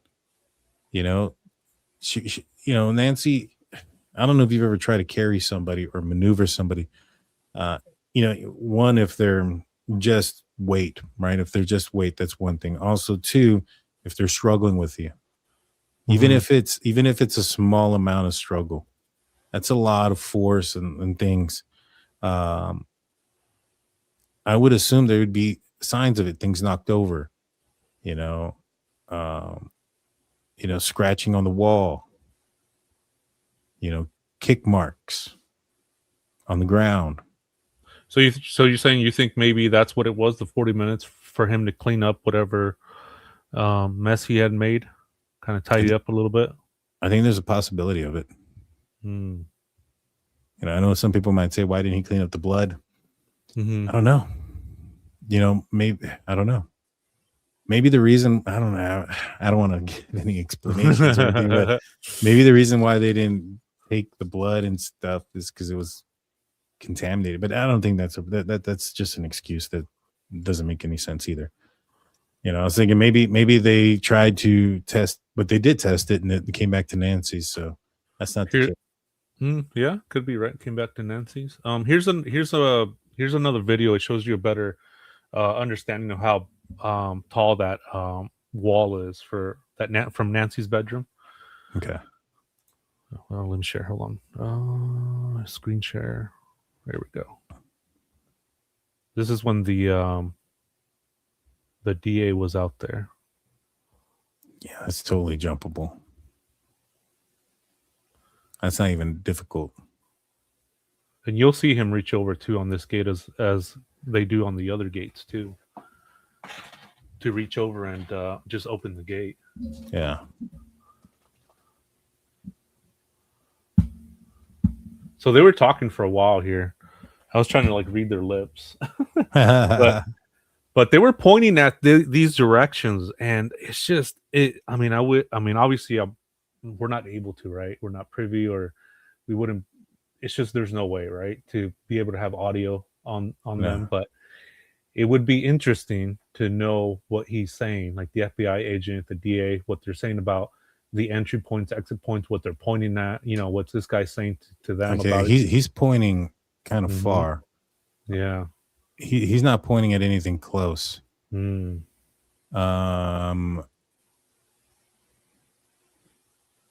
So he's like, let's maybe go. The neighbor. The neighbor. Maybe they're referring to. I don't know, man. Is there a neighbor's house that direction? I'm assuming so. Yeah, there is that one that we just saw from the other drone footage. Yeah, see, it's right there. But why would they be going back there? Why would they go there? Right, that's what I was like. What? Yeah. Mm-hmm. Why are they taking that path? Remember, watch what they do, not what they say. And then you'll see a little bit. I was trying to see where they were, and you'll see like other drone that were out there. I mean, there was like 6 drones out there. I know. I remember seeing footage of these people walking in the grass that was running around the internet. I didn't know it was from you. That's yeah, you cool. see that? Yeah, look at that. I'm gonna zoom in because then I find that that's where they were. I think I zoom in, but if not, you can kind of get an idea. See right there. See, you get an idea of how it's like chest high. Yeah. You know, I think what they're trying, so that might be what they're pointing at, is just that direction way back there. Now, you know, you may have been catching them discussing something that they didn't want the people in the front to see. Watch, if you rewind a little bit, there's a lot of people in the front yard. And so they probably don't want any of those folks seeing what they're talking about. So they may be referring it back here and using the house as a shield from everybody watching. Oh, that's a good point. Yeah. And they may be trying to just point out something here, but I think it only makes sense now. They didn't appear to be talking about that gate. They appear to be, you know, pointing over it and, in a different direction. And I thought maybe there was a neighbor's house, but I think they're actually talking about Nancy's bedroom. I think that they might be trying to figure out why he was coming from this direction too, as a, one of many things, but that's the first thing that kind of sticks out, is that, if there's more to that footage and it shows that he's coming from that area, they might be trying to figure out, a couple of different things, especially if that's also the second thing that happened. You know what I mean? Oh man, go back just a little bit. He's pointing at the brush area. There we go. See that path? That's the path that guy took. Right here. He may have gone around. Yeah, no, I think he went that way. I was gonna say maybe that way, but it's either that. Yeah, it's one of those two ways. He definitely was not coming from further this way. Man,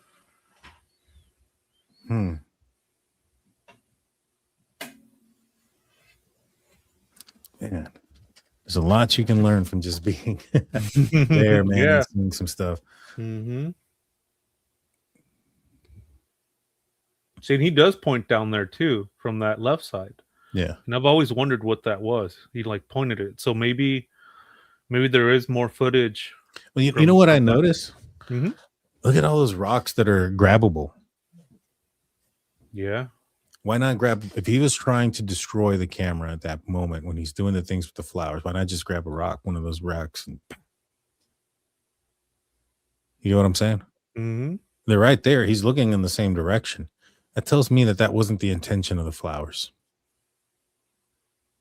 That the flowers weren't intended to remove the camera. And that also tells me that he most likely didn't remove the camera at that time. He came back and took it off, dude. He came back and took it off. Man, yeah, this case is wild, man. This case is just. I hope there is resolution for that, and I hope we do find some. They do come out with more footage, maybe to keep it out in the public. But if not, then I understand, right? Because they need to keep it close to the vest. But I mean, if he is coming from the left side, and yeah, there are so many rocks that he could smash that freaking camera. And you're probably right. You might be right. He wanted to be seen. He wanted to be seen for terror, and it did terrorize the community, and it did terrorize the family. It really did. Yeah. Man, I see it in a live chat. Apparently there was a shooting, and President Trump and First Lady Trump were rushed out of the White House Correspondents Association dinner. Wow. Gunshots were heard inside the Washington Hilton Hotel where the event was taking place. Holy shit. About 25 minutes ago. I think he's okay, but I think it's crazy. Damn. Yeah, a lot of rocks here. A lot of rocks.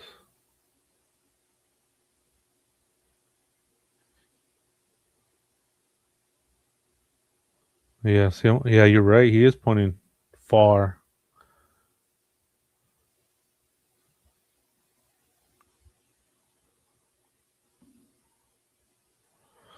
And so, I just got a message from Steve, the CSI, criminal investigator, and he's telling me that he may have found something very disturbing and interesting about the blood pattern. Oh, and so he was going to share it to me. I was like, yeah, you can share it to me, but I'm not going to bring it on. We're going to bring it on the next time you and I are together, and I'm going to have Steve on so that way we can break it down together. Sweet. Yeah. It sounds like everybody's okay in the whole shooting thing from what I read and see online. Crazy stuff, guys. Man, crazy world we live in. But what do you think, Mark? Do you think, when do you I mean, I'm not gonna lie, I'm already been kind of concerned about the case. If somebody would have told me, hey, Daniel, what day do you start to get worried? And I'm like, yeah, probably day 3. But there's not an arrest. Day 3. They call it the first 48 for a reason, For a reason, yeah. And so, so usually, they probably see it took law enforcement 7 weeks to capture Brian Koberger. So I'd say 12 weeks. I don't know if we're there yet, but we're getting pretty close. It's 3 months. So February, March, April. So we're just shy of that moment. I hope so. And that's the thing too. It's I'm always optimistic with these cases. I'm hoping that law enforcement has more evidence. They have more in the background. They're working their leads.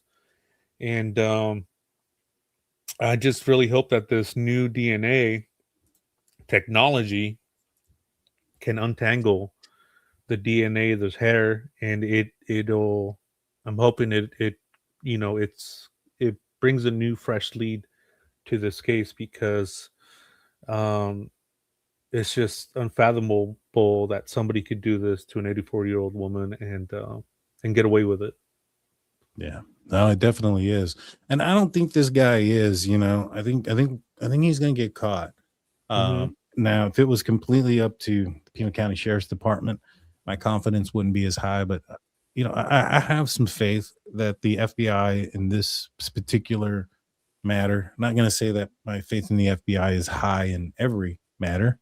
There's quite a few things that I concerned about throughout the years when it's come to the FBI and stuff that's come out, but that's here nor there.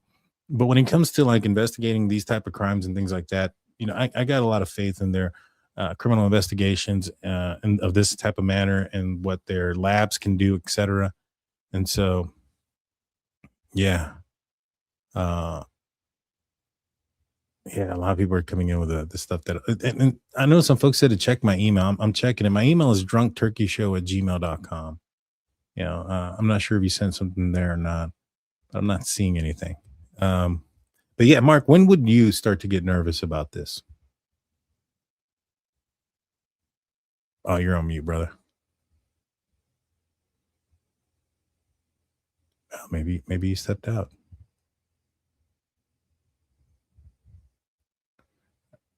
You're still on mute.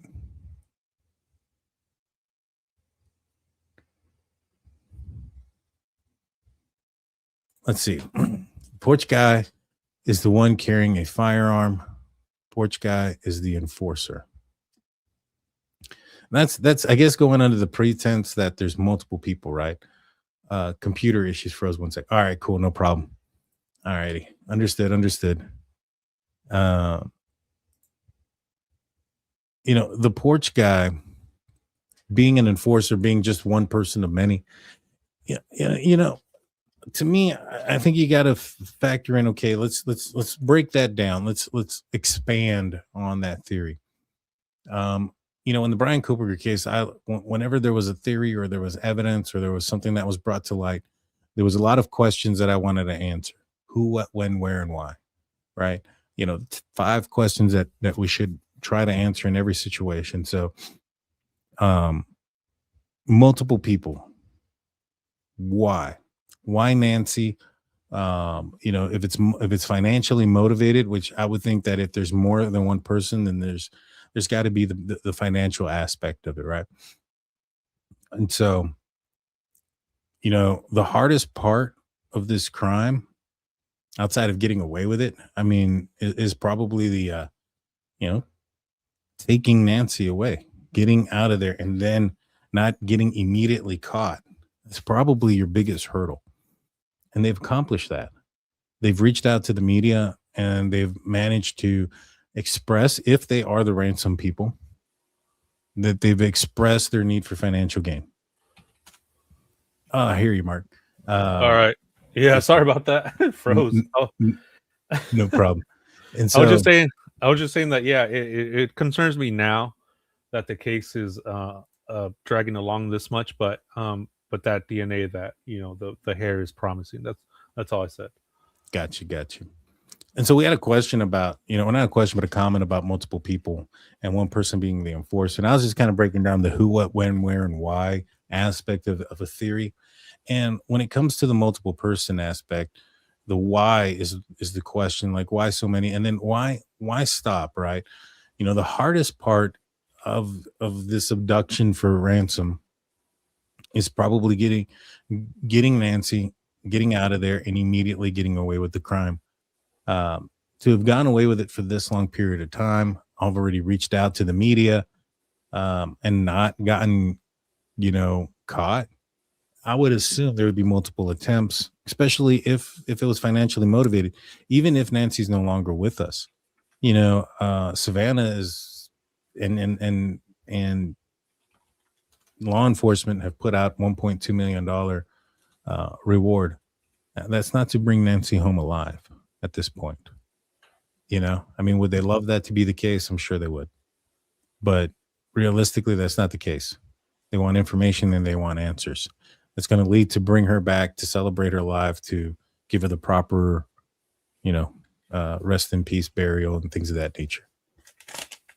If I'm this person who has already gotten her out of there, gotten away with that crime, and I have some information that I could still accomplish my goal of getting some money. I mean, I don't remember how much it was, but I don't think it was more than $1 million that they were asking. And so, if again, you don't even have to give right information or be, what's the word I'm looking for? You don't have to follow through. So you can just say, hey, give me X amount of money and I'll tell you where your mom is. I can tell you that I am who I am based off of this, that, and the third. This is what happened that night. This is what occurred. She passed away. I'll give you the information to bring her home. Pay me X amount of money. Once you get that money, you can disappear. You know what I'm saying?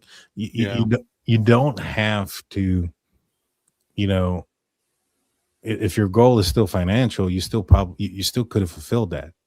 And this person is smart enough to have gotten away with it up to this point. And so I would have assumed, and if they are the persons that contacted the media, they're smart enough to contact and make contact with the family without it getting traced back to them. So why stop? Why stop? Yeah.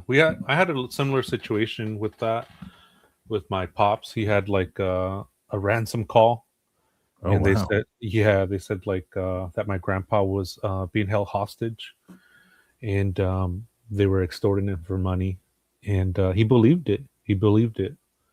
And it's scary. It's scary to feel that that's, you know, they're saying don't hang up, don't call the police, and it's super scary to think that somebody has your family member, and that's why at first I thought maybe the ransom notes were not real, were scammers, people that try to take advantage of the situation because they don't want you to call police. They don't want you to, you know, have contact and with anybody else other than them, and to get money if it is money motivated.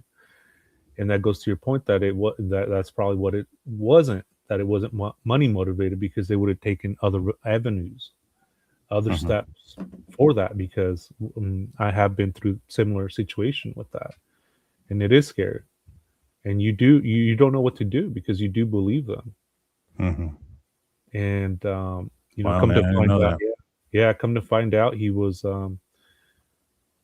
okay. He was taking a nap. He was okay. I mean, I could laugh about it now, but it's just it was bad last time. It was scary.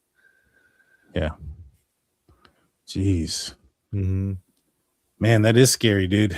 You know, and you know, when you have somebody's motivations when they're going to commit a crime, and if they're willing to go to this extent, I just don't see them just stopping. You know what I mean? Right.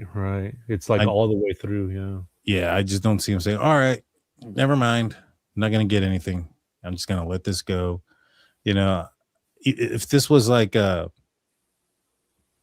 this was a BTK type of situation, you know, BTK, if he came across some situations, which he had, you know, he left a gun at one of the scenes and had to go back for it.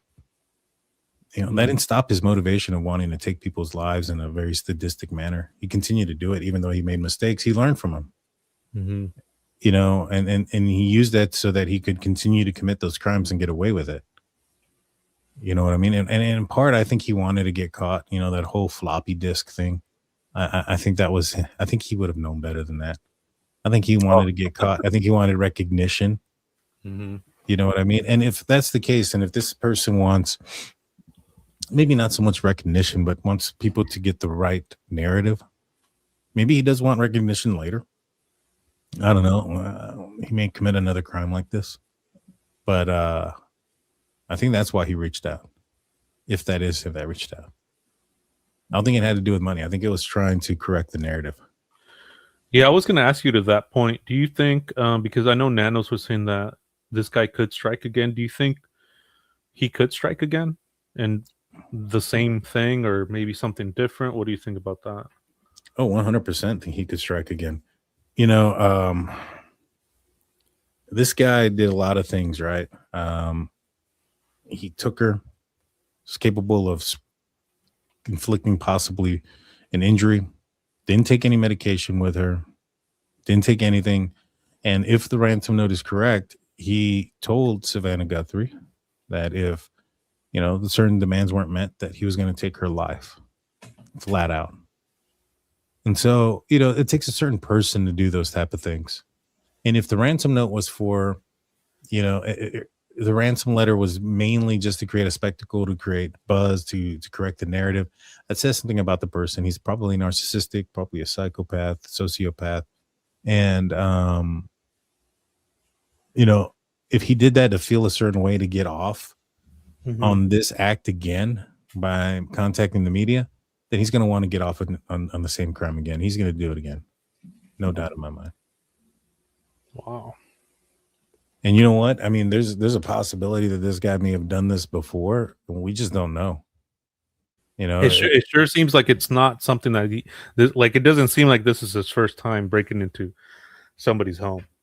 it doesn't. And the thought of him going back out to go get the, you know, the doorbell camera, that doesn't seem like something that just, you know, you remember. You know, again, change of plans. Something happened. There was a situation. This guy stayed calm, cool, collective, stayed there for 40 minutes, possibly went back and cleaned up during that time. Remembered to take the doorbell camera because the change of plans. Now he was going to have to park in front of the house, or at least, you know, have her exit. And yet, you know, he remembered that. That seems more of experience than anything else. 100%, I believe that. Yep, experience. Yep. Now, you know, maybe perhaps this is the first time he's taken somebody or done something to someone. I mean, there's a lot of crimes and cases out there that go unsolved. And if you have some random guy that's committing them, and if he's doing it in different areas or in a large city like Tucson, you know, if he's not leaving a lot of evidence behind, and, you know, some of these departments don't talk to each other and things of that nature. And if he had you know, a jammer and he's been utilizing that before, and this is the first time he's decided he wants to show his face, then, I mean, I don't know, man. He may have done it before. So aren't there like with certain perps, like doesn't the crime escalate? Like if they're breaking in and then it starts to escalate. I'm wondering if this is something like that. It could be. I mean, you know, we go back.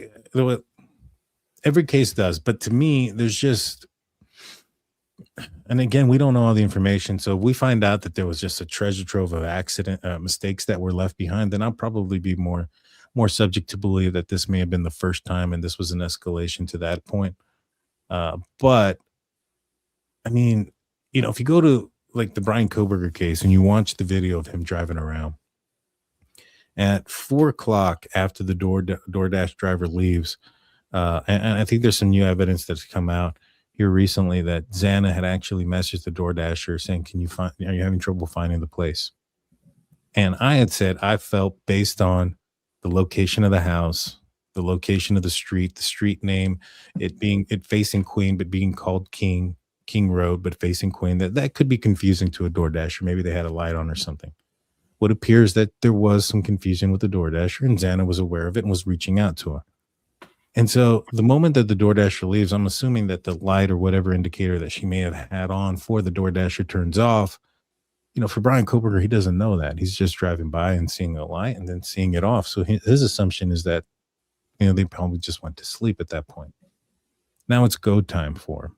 You know, you go back and you watch it. He does this weird thing. So up until this point, he had circled around the apartment complex next to the victim's house and then drove in front of the house and left. When the DoorDasher situation has resolved and left, he then goes and parks in front of 507 Queen Street, stays there for about approximately 11 seconds, reverses, and then goes back the direction that he came. When he does that, he then attempts to either park or make a 3-point turn in front of the house. Now, the reason they can see that is because the lights from the headlights are moving in weird maneuver, but he fails to do so. He's already making mistakes, and he hasn't even gotten out of his car. You know, he can't even park right. He then goes and he turns around, comes back around, and then as he's driving around the apartment complex, you hear a horn go off. To me, I think that's him grabbing his bag, getting ready, and he accidentally hits the horn on his wheel. He's making even more mistakes. He hasn't even gone in there. He leaves the knife sheath behind. To me, that was all examples of somebody who was not very experienced. This guy went back and took the doorbell camera off after the fact, remembering that he's going to have to exit there. I don't know, man. And this guy took he was collective. In my opinion, I'm assuming he's collective because there's not a lot of DNA or anything left behind. And if he was there longer than 40 minutes, which I'm strongly suspecting that he was, you know, that should say a lot about this guy. And it just kind of screams experience to me. Makes it even more scary, right? That he is at that point more experienced and more cunning, I guess, or and he hasn't been caught. I mean, that's I don't know, man. I mean, I'm optimistic, but yeah, if I don't know, I feel like there is just one more piece, I think, and then I think we'll get this dude. Well, if the piece is DNA and it's like I said, Mhm. if it's the DNA aspect and they get an IgG going and that's what they're waiting on, I'll say it right now. The suspect in this case is going to be somebody that's even new to law enforcement because there's no point of doing an IgG on somebody you have an idea of being the suspect. Just go get their DNA. Whether you go get a warrant for it or whether you go pull their trash, you call them in, have them drink something out of a cup and then take it from them afterwards. If you have the IgG, you have an SRT profile. If you have an SRT profile, then you have the profile to match somebody with. And if they have the DNA of the suspect, it would not be very difficult to match that with your suspect if that suspect is the right person. And so, And to that, if you are matching that right and eliminating people from that, if this is new evidence that is being taken and it hasn't been it hasn't come out yet, would we still rule out those people, or do we still need to wait for this DNA to say, okay, we can now officially release these people, clear them? well, I think it depends, right? So, how strong is the opinion of law enforcement that it is in fact the abductor's DNA, right? Because I mean, just because somebody's DNA is in somebody's house doesn't mean that they're responsible for something. You know, um, is it on an item that the killer brought in, like the knife sheath, and it's single source, and it's obviously that the only way that it could have gotten on there was that the person physically touched it, then you probably can. If it's mixed and it's mixed with something else and it's in a common area like a doorknob where a lot of people touch, Nancy could have shook in the hand of somebody and then touched her doorknob and that's how it got there. That's a little bit more questionable. Mm. So, if it's that type of DNA, then I don't think you can rule anybody out. But if you're strongly confident that it belongs to the abductor, then I mean, you can never completely rule anybody out, right? Because I mean, in the world of percentages, there's nothing that's 100% absolute. And so, but you can probably say pretty confidently, without a shadow of a doubt, that you can clear some people with it. But it depends on how confident you are that the DNA that you have is the suspects. Right. That's what I'm wondering. If we don't know, if it hasn't come out yet, this strand of hair of whose it is, how can we rule people out if that one hasn't been? Well, Uh, mhm. what you can do is you can create a profile that you can match up to people. And so what this probably means is that this person hasn't been caught, hasn't committed a crime, and isn't in CODIS if they have DNA. So what happens is you'll get a profile, right? You got an STR profile, you'll submit it into CODIS and see if there's a match. If there's not a match, you start to try to um, compare that with known suspects or known persons of interest that you have available to get their DNA. Once there's no match there, that's when you start doing the IgG. And if you're doing the IgG and a person of interest comes up, you can still go and get their DNA and then take that DNA and compare it to the sample that you have. You don't necessarily, you have to have an STR profile to start the IgG. So you have to have a profile that you can compare something to. And so if they've gotten to that part where they've created an STR profile, then, like, for instance, let's just say, the person that committed this crime is somebody named John Doe. If John Doe became suspect number one tomorrow, for whatever reason, let's just say John Doe's brother calls in a tip to the FBI. They're like, all right, we're going to go and, something matches up. We're going to go check this out. They go and they see him smoking a cigarette. He throws a cigarette out. They don't have anything other than the fact that somebody said it was his, that it possibly could be him. He manages hide and wait. Let's just go pick up that cigarette butt. There's nothing illegal about that. They can then go and get the DNA off that cigarette butt and then test it directly to the STR profile. And if they got a match, they got them. They don't have to wait for the IgG at that point. At that point, that's it. They're done. The IgG people would say, all right, case, our job is done. There's nothing more for us to do. They've already located a person and then close shop on that one and move on to the next case. And so if they found anybody that was a person of interest and they truly do have DNA that they strongly suspect is the suspects, it'd be very easy to determine whether or not they're the suspect or not. Okay, I got you. Now that makes sense. So the hair is going to be to go even further into the wow.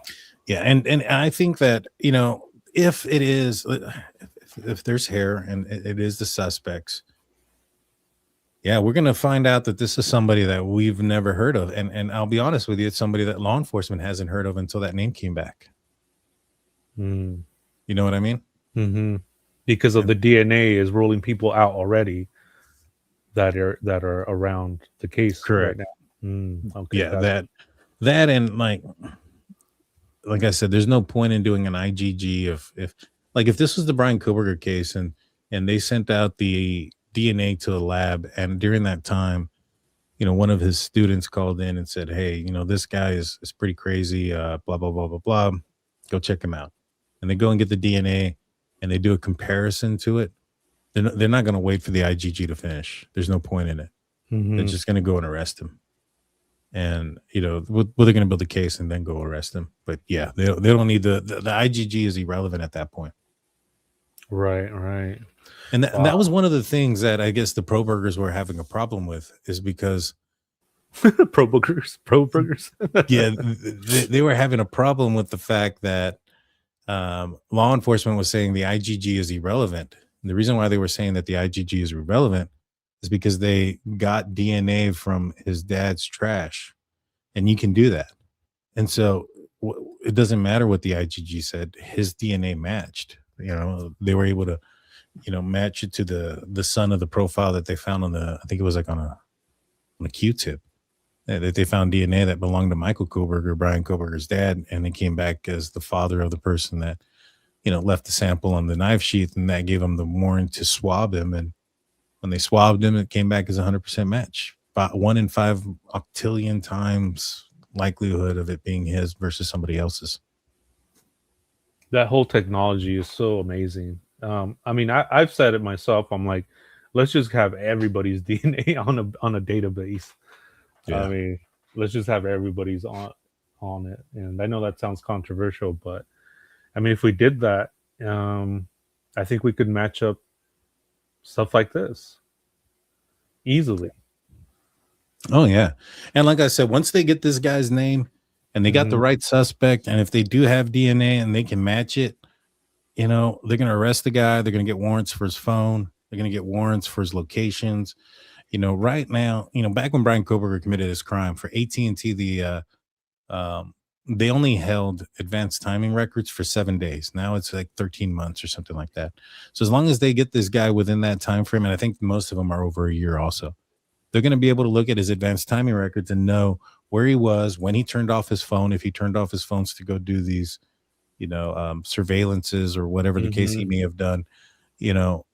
All those things are going to come into play. There's going to be a pattern. There's going to be stuff that sticks out that's not of the ordinary. And I think they'll catch this guy. But, they got to get his name first. I think right now they have very little. But once they got his name and once they got information, just his name, and they can pull up, some warrants, I think it's going to be pretty solid. Damn, man, I can't wait. I can't wait for that. And it does sound like that when, the ball starts to get rolling, like you're saying, the warrants and everything that goes into it, I think, yeah, it'll start to snowball. And I mean, I'm really hoping that this case gets resolved. I mean, we were all hoping for an arrest any day once it happened. And, the longer it goes, the more, you feel discouraged, but then, new evidence comes out or new information comes out and it kind of revamps the case. So this is what I'm hoping. I'm hoping they come out with a little bit more information so it keeps it in the public eye. And, you know, I really hope they get this guy. If it is one person or multiple people or people that were doing the ransom notes, I mean, I just hope they get everybody involved with this case. I 100% agree, man. I 100% agree. And so we've gone over the 2-hour mark. It's been pretty good, but I don't want to take you too much. Yeah, with 2 hours and 10. Anything you wanna plug that you got coming up? Anything you're gonna be doing here next? Covering the David Celeste Rivas case. I was in courtroom the last 2 times he was there. So I'll be going May 1st to downtown Los Angeles courtroom to cover the David and Celeste Rivas case. So that's what I got going on right now. Yeah, I got a lot of thoughts about that case. We should do another one on that one. We should definitely do another one of that one for sure. Heck yeah, man. We'll do that. And then for me, I'm going to get Steve on. He sent me something that I think explains what we're seeing on the ground, guys. The shoe print. And I don't think it's a shoe print.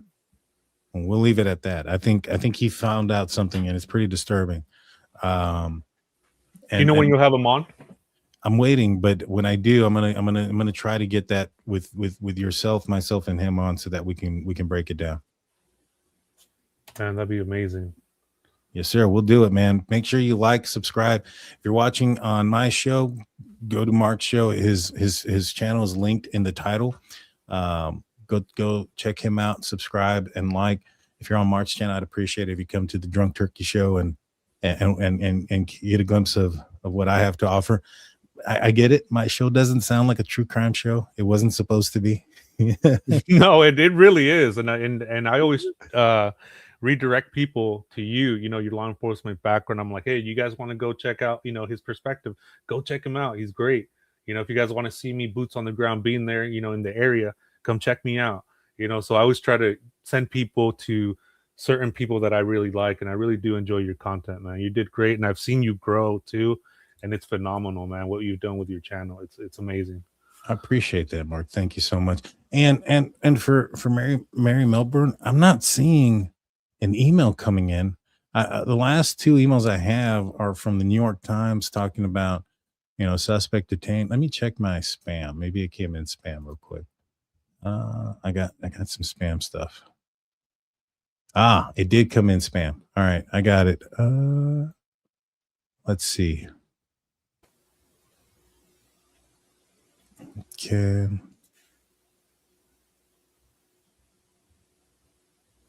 All right, I read that one.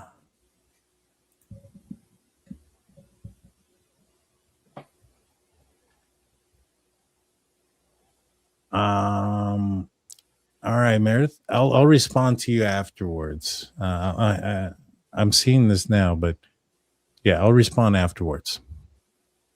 Okay. Well, guys, you guys have a great night. Please hit the like button, hit the subscribe button, ring that notification bell. I'll see you guys next time. Mark, don't go anywhere. I got a couple things I wanted to share with you. But for everybody else, peace out, y'all.